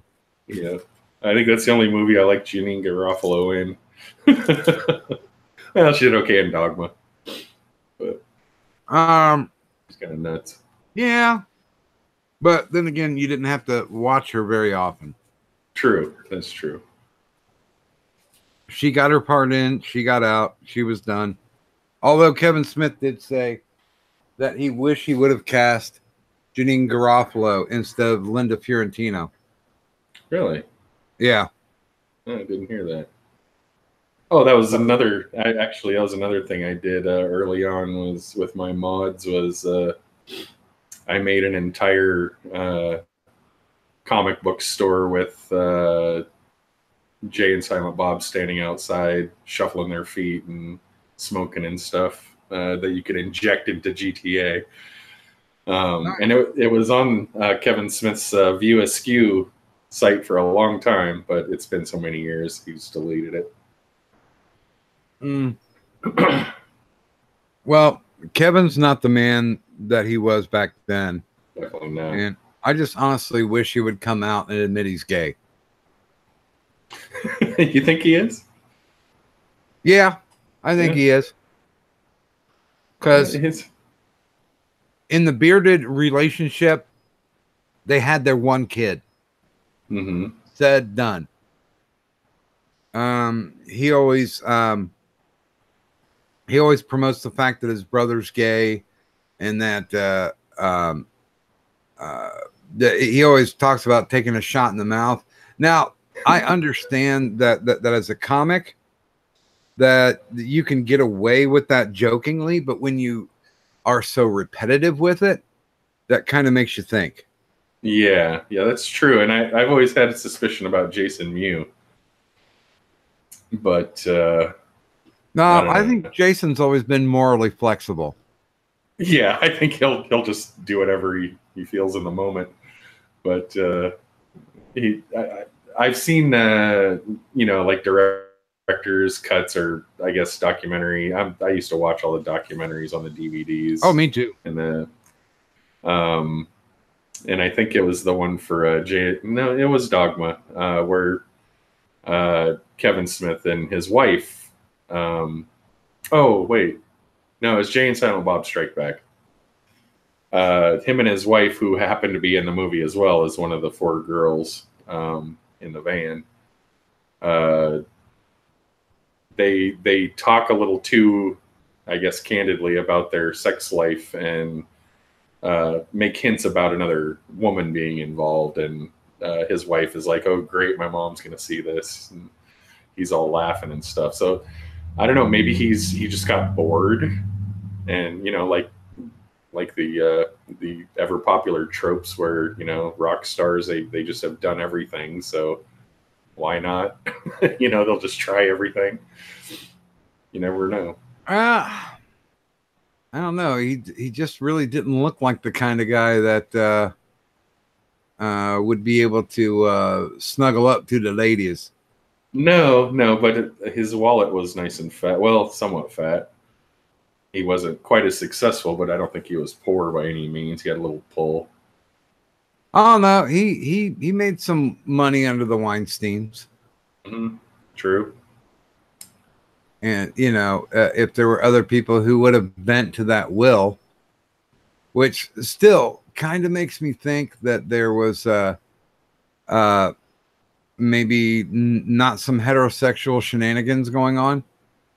Yeah, it's hard to say. It's really hard to say, especially if someone isn't necessarily gay by nature, that they would, take that path to get something they want. I don't know. He's about our age, isn't he? He's in his early 50s, I think. No, he's in his mid, maybe late 40s. Oh. But I don't care what anybody does in their own bedroom, but don't try to don't try to front. Just come out. Yeah. Just be positive. Be a role model, damn it, Kevin Smith. Yeah. I mean, it might be part of the thrill too. You never know. I can't speak from experience on that, but and I mean, the moment that he stopped smoking cigarettes and started smoking pot, his movies went to shit. Yeah. He got a little lazy. Did you see the pilot that they made about 2 guys owning a dispensary? It sounds familiar. I think someone sent it to me and I started watching it and lost interest. Yeah, I was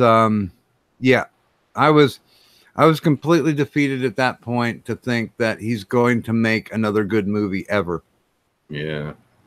Even his reboot of Clerks was I was hoping for more, hoping for better. Well, I'm just happy that the guy who played Randall said no to Clerks 3. Yeah. God. He and Kevin Smith was like, I can't make the movie without him. And he was just like, I'm cool. You can't make the movie at all then. Bye. Yeah. But he is coming out with another Jay and Silent Bob movie. Yep. Going to his old reliable. It's dick and fart jokes, They're always funny. I mean, I mean, when you go to the well and it's completely empty and you can see the mud at the bottom just cracked and dried, go away from that. Find something else. But he just simply can't. Yeah. Yeah, I'm not sure what to say about Kevin. He's had a lot of great opportunities and he's made some great moves, but he just fell on his face time and time again in the worst possible times. He'll just bite the big one. Well, and I think that also kind of ties back to the internet and the YouTubes, because there are people out there who are fanatical followers of certain content creators. Mm-hmm. And these people have gone way down. But I don't know if it's just perseverance that they'll get back, or just obstinance, where they're legitimately going and they're defending these people who really should not be defended in any way. Mm-hmm. Oh yeah, it's like, let them, put the stick down, let the horse be dead. Mm-hmm. Yeah, and you can see that just blatantly with the amount of remakes of everything, that no one has any original thoughts anymore. Instead of making new characters or new storylines, they just, hey, let's redo Captain Marvel. Thanks, you just ruined it for me, my whole childhood. And yeah, why are they making her boobs disappear? Oh, God, I don't know. I don't get that. Oh, he'll always be Billy Batson to me. I don't give a fuck what they do to him now. I'm not even gonna watch it. Oh, I don't know. I think Zach Levi's probably going to do a very good job. Yeah. I used to watch Shazam on Saturday morning with my freaking Cheerios. Damn it, that was a great show when I was growing up. The Batman Shazam Power Hour. Oh God, yeah, that was awesome. And before it became a bad word, they also had a female superhero named Isis. Yep. And she was basically Shazam, but in really hot glasses. I had a crush on her. I'll admit it. Oh yeah, she was pretty hot. Her and Linda, Linda Wonder Woman. Oh shit. Yeah. I forgot her name. Me too. Linda something.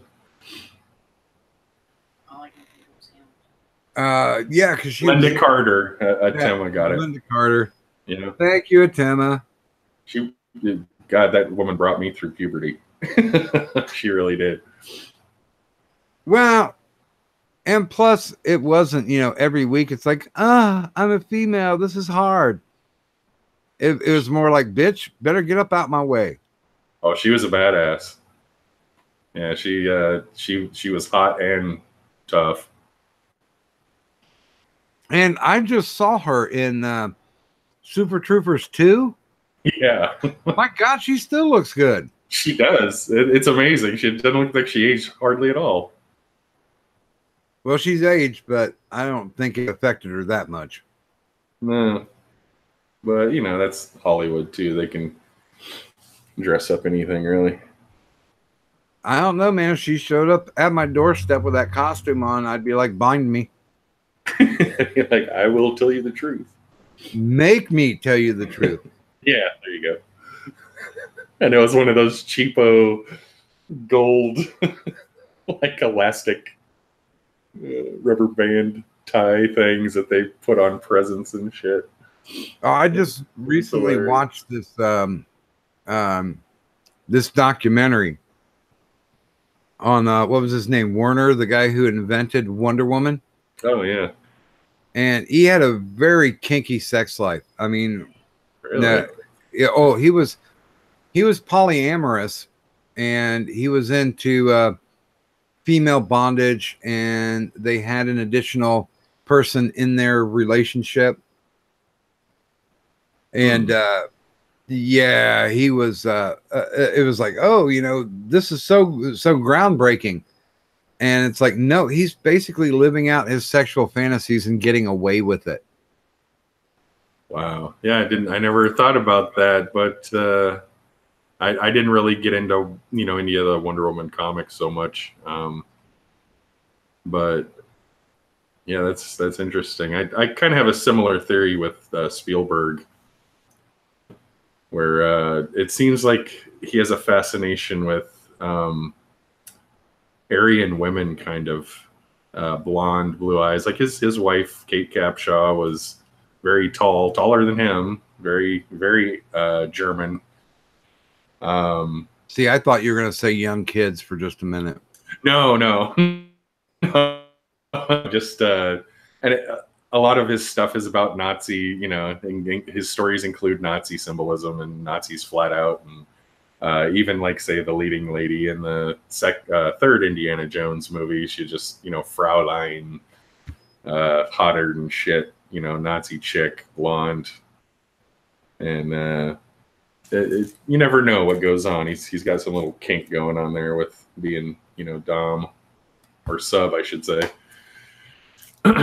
You know, some of column A, some of column B. Yeah, you never know. And again, he's probably had every opportunity to do whatever he wants.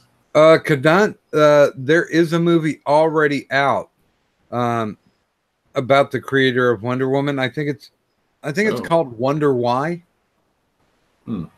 I will see if my computer can handle popping up another tab here, but let's see here. Wasn't she created in as a way to like post or right at World War II to foster some a female audience with superhero? I think it was just kind of to fulfill his sexual fetish, but it kind of just slid in there. It kind of fit. Like the window charter was, you know, a female, empowered female superhero for the girls to get interested, that never really took off at the time. But I know she's been around a while. Oh yeah, I mean, I still consider her part of the power triumvirate for DC. Yeah. Yeah, Superman, Batman, Wonder Woman. Yeah. The only I didn't like the invisible jet thing. I don't know where that came from, but that kind of ruined it for me. She should be able to just fly. Well, or give her a regular jet or something. I mean, if Thor can swing his hammer around and fly, then certainly she should be able to figure something out. Yeah, with her lasso or something. Okay, I am looking on my friendly neighborhood daily TV fix to see if I can find it. No, don't pull up Wonder Years. Jesus. Hey, Winnie turned out okay. He's like, you know, professor now. I don't mean to be an asshole about this, but I was kind of expecting her to turn up in porn like 10 years later. Probably would have been a wild success. It would have been, you know, who was it? Wasn't it Lawrence Fishburne's daughter turned up in porn, and she just wasn't. Yeah, I heard it was the daughter from Family Matters. Oh yeah, no, she did porn too. Yeah. Yeah, when you're only well, it's just like Dana Plato did some softcore, but she also did some hardcore, which is very difficult to find. Yeah. God, what a sad story. Yeah. Well, you know, when you go to rob a Blockbuster and then you come back in, you know, an hour later to rent a video. You are Yeah. not a mastermind. No, she wasn't all there. But yeah, that was one of my favorite shows when it was out. I'll admit it. I was just a kid, but I did like all the all the Norman Lear shows and such. There they, Happy Days and Good Times and the Jeffersons and All in the Family. I grew up with all that shit. Oh, you gotta be fucking kidding me. I posted up the lobby card of Wynorski. I even literally posted it on his timeline. I said, we go live at 8 p.m. Eastern tonight with director Jim Wynorski. Be there. He just put a like on it. Oh, shit. Hey, now you know of a future guest. No, because he was supposed to be the present guest. Yeah. He just pissed on me and tried to tell me it was raining. Wow. So yeah, I'm done with him. Besides, I think we've had a much better fluent conversation than we probably would have had with Jim, since he's suing people and doesn't really want to talk about certain parts of his life. So well, hopefully I didn't lose any subs. yeah, it's you know what, and I'll be completely honest with this. I could give two shits whether or not I get more subs from this point on, because there's a lot of good people who just show up in the chat and they've got great questions and they're hanging out to listen to essentially two people doing something completely unexpected right now, and that's talking. Mm-hmm. Not isn't that weird? It's strange. What? Great conversation. Yeah, I mean, shit ain't broke. That's the thing that bugs the hell out of me. Is that shit ain't broke. You just need to, it's kind of like singers who don't sing for a very, very long time, and then they actually get up to sing, and they're not as good as they were. But that's only because they haven't practiced. Mm-hmm.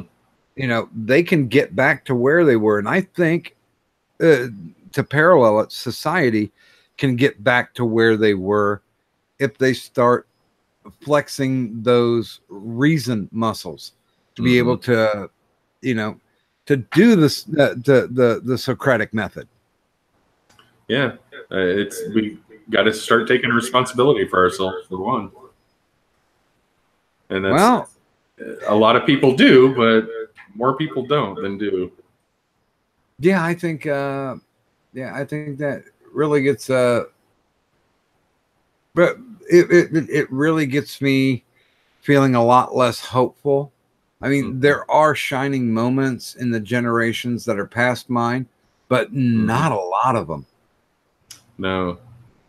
And it's weird. I'm sure you noticed it as well, but things have just progressively gotten, more and more sterilized and safer as the decades turn. And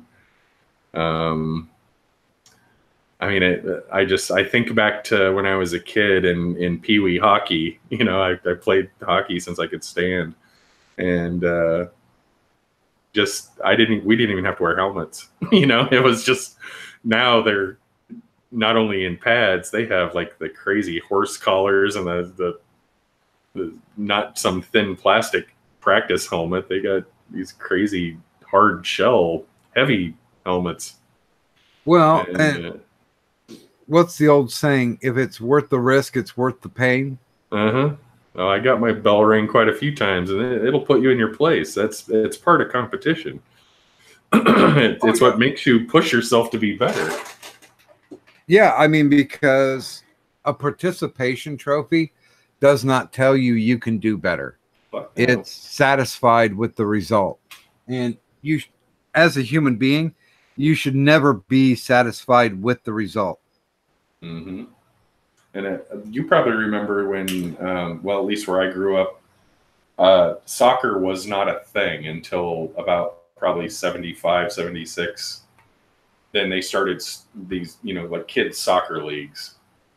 And people were, at least where I grew up, the kids were just like, yeah, right, soccer sucks, it's stupid. And everyone just stuck to, football, baseball, hockey. And I was like, I have time between, football and baseball. I'm just gonna sign up. It'll keep me running and keep me limber for the hockey season. And immediately hated it. It turned into a everyone's got to have a chance. It was, co-ed, so they had girls and boys, and you couldn't be too rough, and you couldn't, it's no contact or very little contact compared to the other sports. And I immediately just didn't like it. I didn't keep up with it and just stuck with baseball and hockey. Well, and yeah, I mean, the human race, had it not been competitive, would have burned out a long time ago. Oh yeah. People forget that we had a successful model as much as they hate the past and try to pull this crap of, that's an appeal to history fallacy or appeal to, whatever. No, it was a working model, and it's why we're fucking here, because we are a successful species. We're one of the most successful species, and we didn't get here by accident. It wasn't luck. We almost wiped ourselves out a couple times. So, not to break the flow, but I did get a message. Oh, from Jim Wynorski. He said, "I'm terribly sorry to have flaked. I was in a very important meeting that went much longer than expected. I only got home minutes ago around 7 p.m. Pacific time. Perhaps next week we can try again." Well, I think that's could sound legitimate, I guess. Well, guess what? It's going to be it's going to be another month before he's in. I mean, we've got okay. I'm not even going to get into this because he's also throwing other stuff to me. Yeah. And legitimately, he said, "I would have called you had I had your number." The very first correspondence I had, I left my number. Oh. So, yeah. In other words, he forgot. Now, even though I told him a week in advance and 24 hours in advance. Well, I don't know. There may be a redemption arc to this, but I can't say. Yeah. Just play it by ear and keep in contact with them. It might turn into something.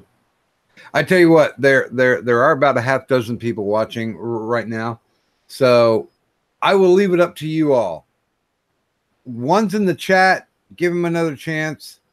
2 FO.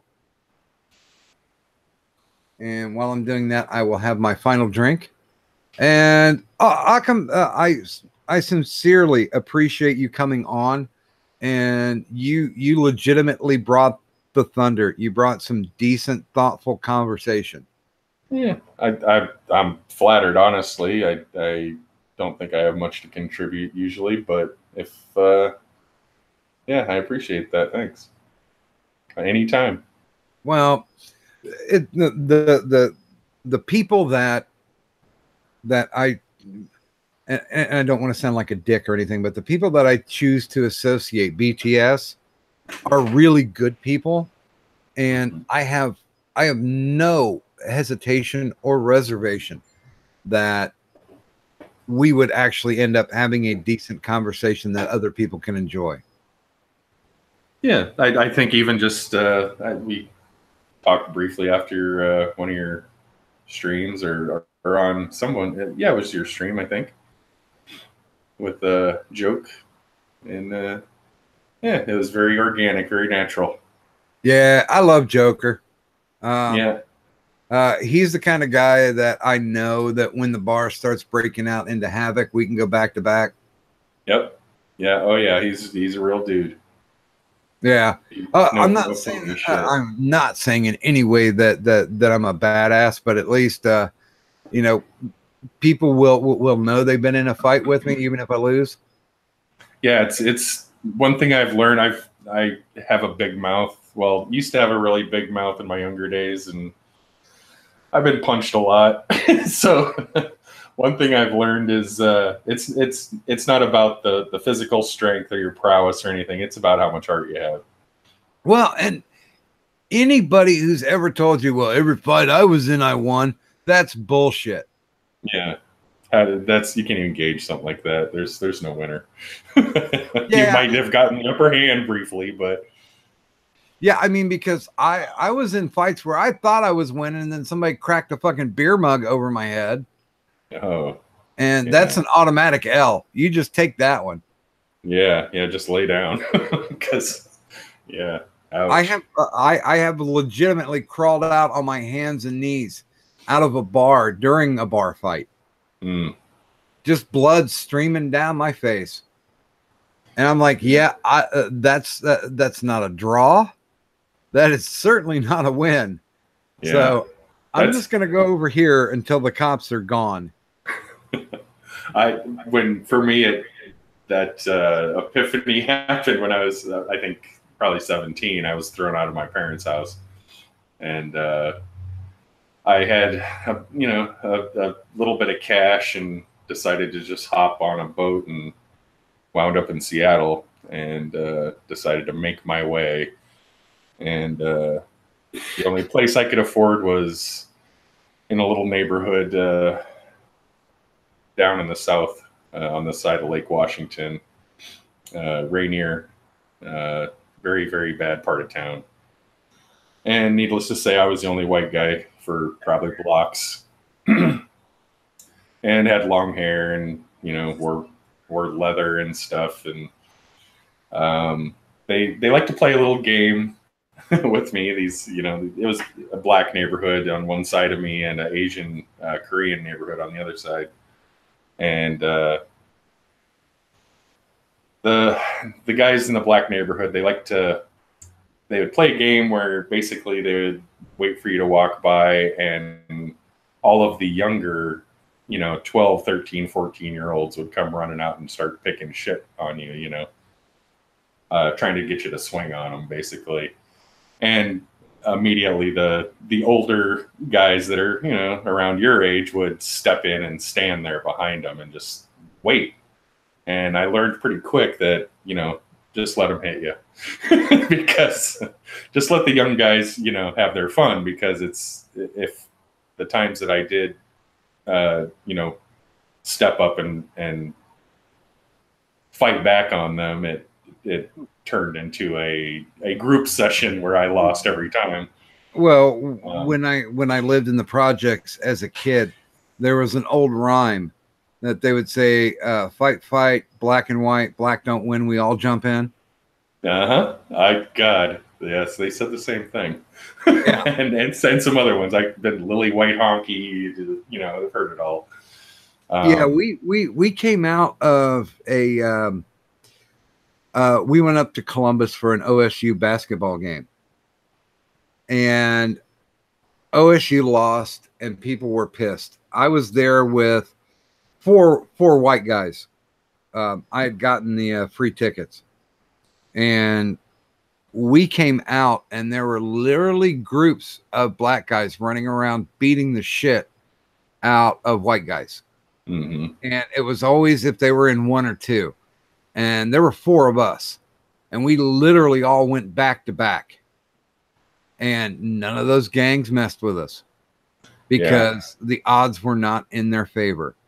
I've always said that I am bigoted on a case-by-case basis. Mm-hmm. Sure. Hashtag not all, but that night it was, and we were waiting. I mean, one of the guys was was a state qualifier in wrestling. The other guy had been studying martial arts for like 6 or 8 years, and I was drunk enough to where I could take a punch. So that was my contribution. God damn it! And the thing that the point I was getting to was once these, you know, I would at first I hated, you know, leaving my apartment, of course, because I knew I was going to turn into something every time, and I would, you know, get a few swings in on these kids and then get jumped and had a couple teeth knocked out. Just, you name it. I had stitches everywhere. I had a couple bones broken. But once I stopped and basically told them, you know, hey, you're too young. I'm not going to fight you. And I would, you know, just basically dodge everything. Eventually I gained the respect of the older ones. And after, I don't know, like a year, they were treating me the same as any other neighbor, and which was kind of nice. And I had a guitar, you know, and I'd play a little things here and there and goofing off. And it got to the point where they would see me walking through the neighborhood and they would call me over and, hey, come over here and smoke this with us, you know. And it was just a really weird acceptance, I guess. But they, on more than one occasion, said, you know, it takes a lot of heart to live in this area as a white boy. And I'm like, well, you know, it didn't come without its pain. Yeah, the only way that I got respect was being as violent, which was kind of sad. Yeah. But I mean, nobody wanted to fuck with me because, you know, it's kind of like that crazy person in prison. Yeah. Because you never know what to expect, but you know, that's a lifetime away. So we are at 10:30, so I'd like to go ahead and do a little bit of shilling, and we can wrap this up. Once again, I do appreciate you coming on. Occam's links are in the description below: the Twitter, the YouTube, the BitChute. Also, I got a couple of links down there, and I'd say if you're actually going to go to the TeePublic store and buy something, wait till tomorrow, because they're running a weekend. They're running a sale until the weekend where it's 30% off everything. So if you want to pick up your bootleg Medicare merchandise, or even your pre-approved Killing Joke or God forbid DocGriffon merchandise, feel free to stop by there. Our prescription for additional entertainment is also listed down below.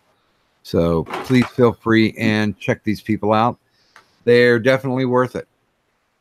And I do want to make sure that we give you a final word. Is there anything that you would like to add? Any nuggets of wisdom or bits of encouragement you'd like to share with the audience?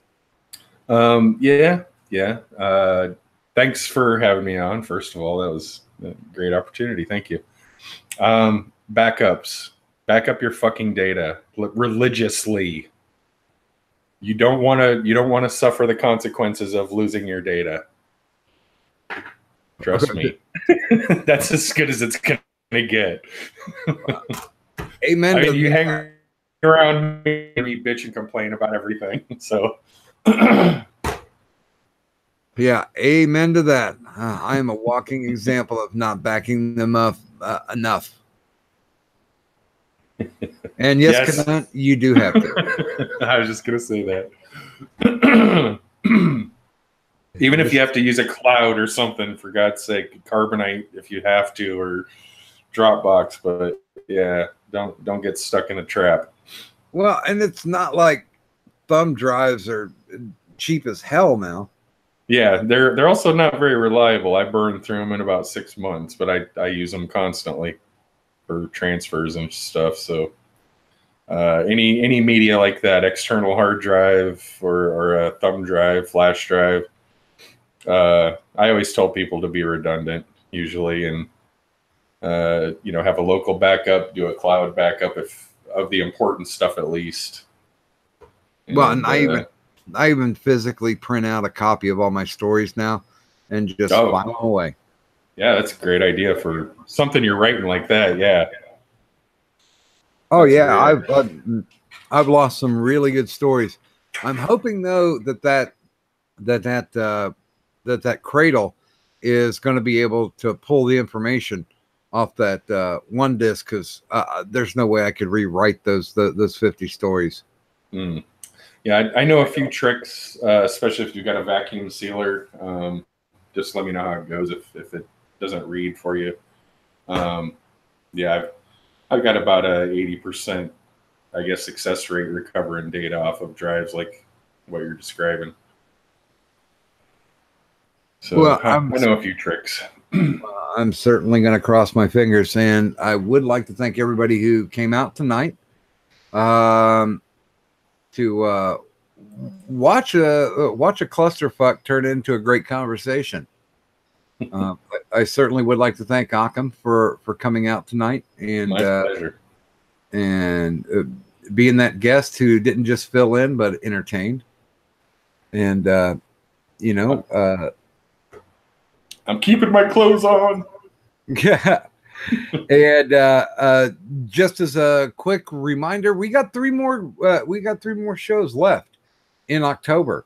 Next week, we're going to have Justin Smith come in, and of course, you guys know him better as Ghastly Ghost from Gulf City. Sweet. We also have on the 23rd, The Killing Joke is going to be showing up. Oh man, again? He's like on every show.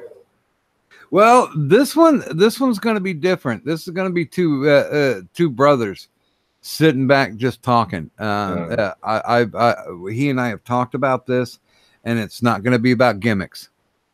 It's just going to be sitting back talking to the man. Maybe see if you can get the dog. See if you can get Grumble Snorts instead. Well, Grumble Snorts is going to be there. Well, Grumble Snorts is going to be there. Maybe he can tape off Joke's mouth or something.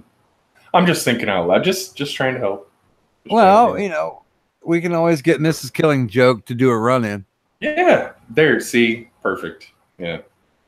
And, of course, for our Halloween show on the 30th, we're going to have the creator of the Friday the 13th franchise, Sean Cunningham.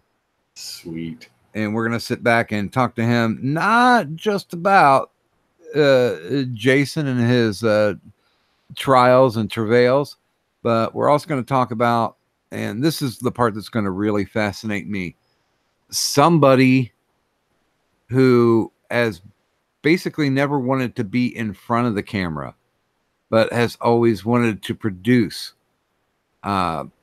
quality shows or movies. And I think that's going to be fascinating. And just as a teaser for our November, if you haven't heard of Random Encounters, go look them up on YouTube.